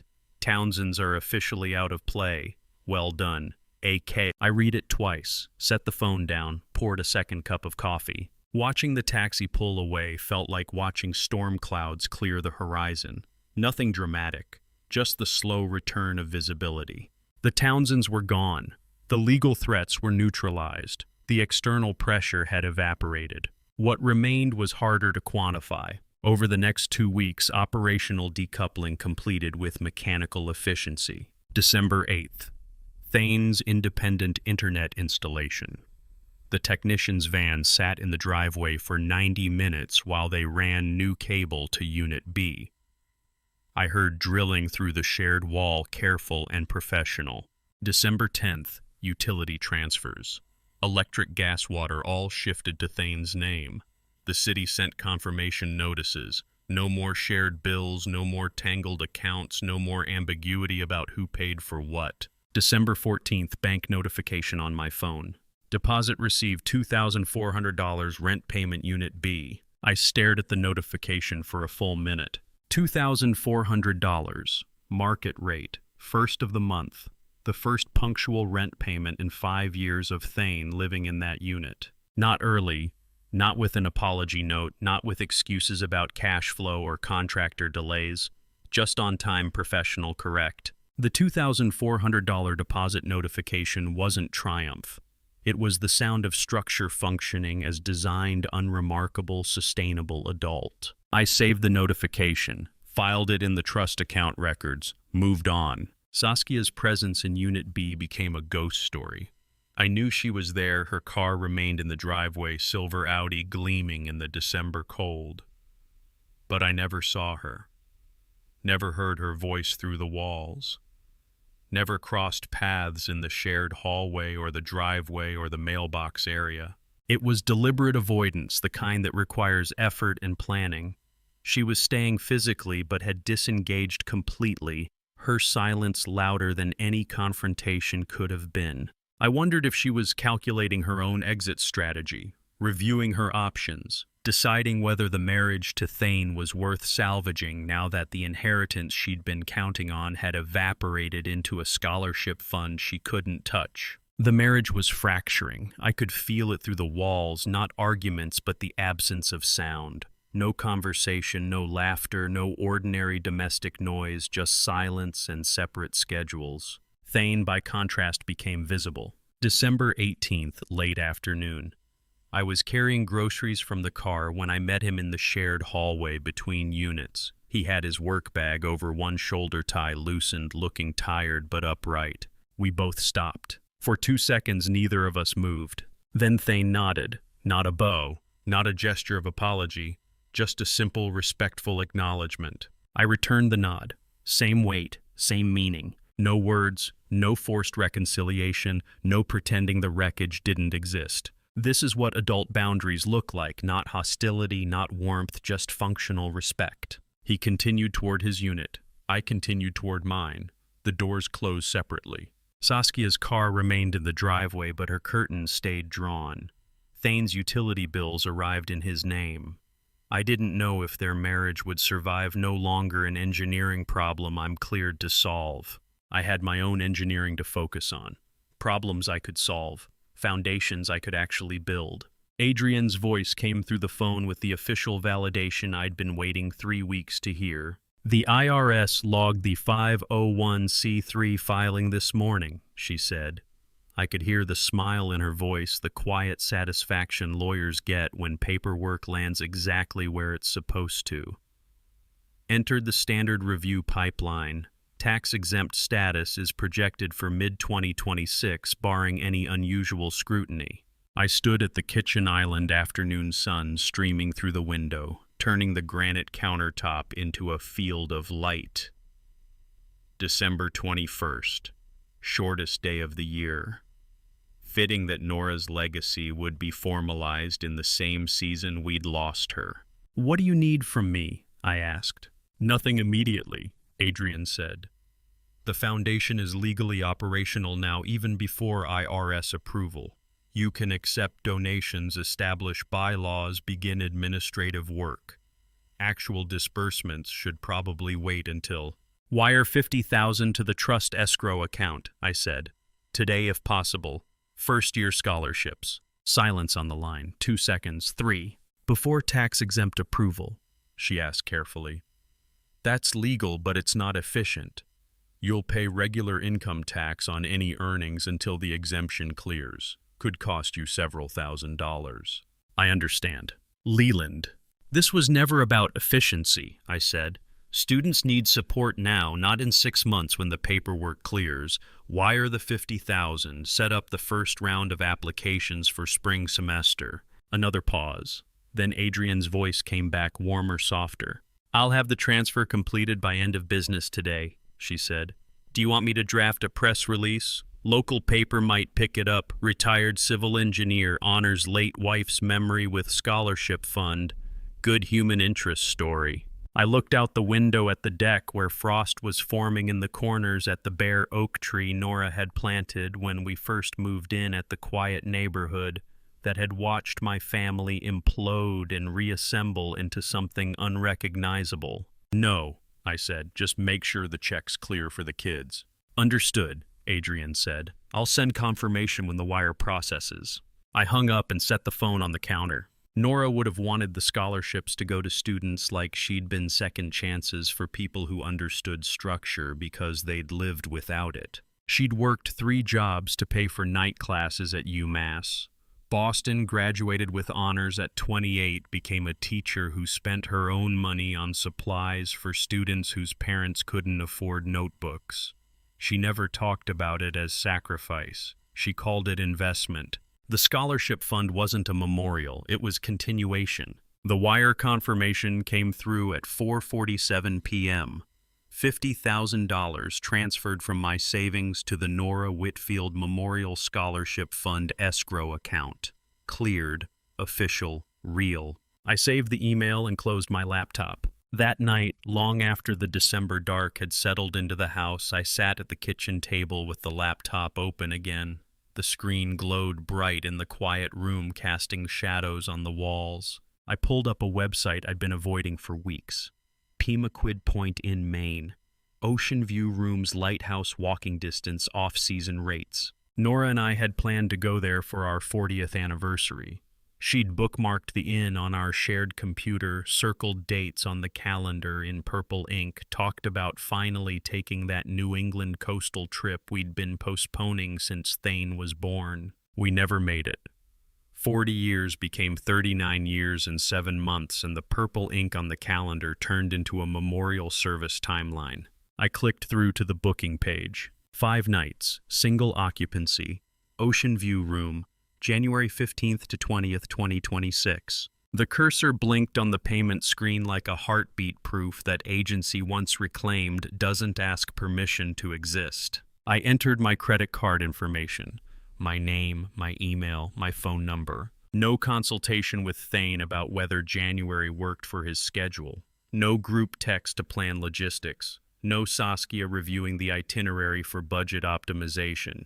Just me making a decision about my own life, booking a trip I'd take alone. I clicked Confirm Reservation. The confirmation page loaded. Booking number, check-in instructions, cancellation policy. I read it twice to make sure it was real. Then I pulled an index card from the drawer and wrote in careful block letters, Plumber Hayes & Sons, 617-555-00247, Electrician Brennan, 617-555-0183, HVAC Cordero, 617-555-0291, back December 30th. Not a reconciliation letter, not an apology or an invitation or an olive branch. Just practical information, the same contractors I'd used for 20 years, the same numbers I'd called when pipes froze or breakers tripped or the furnace made sounds it shouldn't make. Thane lived here now, paid rent, maintained his own utilities. He needed to know who to call if structure failed while I was gone. This was responsible detachment, bounded stewardship. The final act of a landlord ensuring his tenant had the resources to maintain the property, nothing more. I walked to the shared hallway in my socks, quiet on the hardwood floor. No lights showed under Thane's door. 11:38 p.m. He was either asleep or pretending to be. I slid the index card under the door, heard it scrape against the floorboards on the other side. Didn't knock. Didn't wait for acknowledgement. Just turned and walked back to my side of the duplex. Back in the kitchen, I opened my laptop one more time. The confirmation email sat in my inbox next to Adrian's wire transfer receipt. Pemaquid Point Inn, 5 nights, 1 guest, Ocean View. Nora Whitfield Memorial Scholarship Fund, $50,000, cleared. I confirmed the reservation and closed the laptop. This time, no one had booked the ticket on my behalf. No one held authority to cancel. January 15th arrived cold and clear. The calendar date I'd circled in purple ink sat there uncanceled. The same suitcase sat by the door, the one I'd packed on November 14th, but this time no one could cancel the trip. I carried it to the trunk at 6:30 a.m., breath visible in the December air. The gravel crunched under my boots. The car was cold, but started on the first turn, engine settling into a steady idle. Thane's front door opened as I closed the trunk. We both stopped. Stood there across the shared driveway, 2 men with coffee cups and car keys living parallel lives in the same physical space. He looked better. Not healed, but upright, clean-shaven, work bag over his shoulder. The hollowness in his eyes had started to fill in with something harder to name, maybe accountability, maybe just exhaustion. "Where you headin'?" he asked. Not demanding, not probing, just asking the way neighbors ask. "Maine," I said, "few days by the coast." He nodded, shifted his coffee cup to his other hand. "Drive carefully," he said.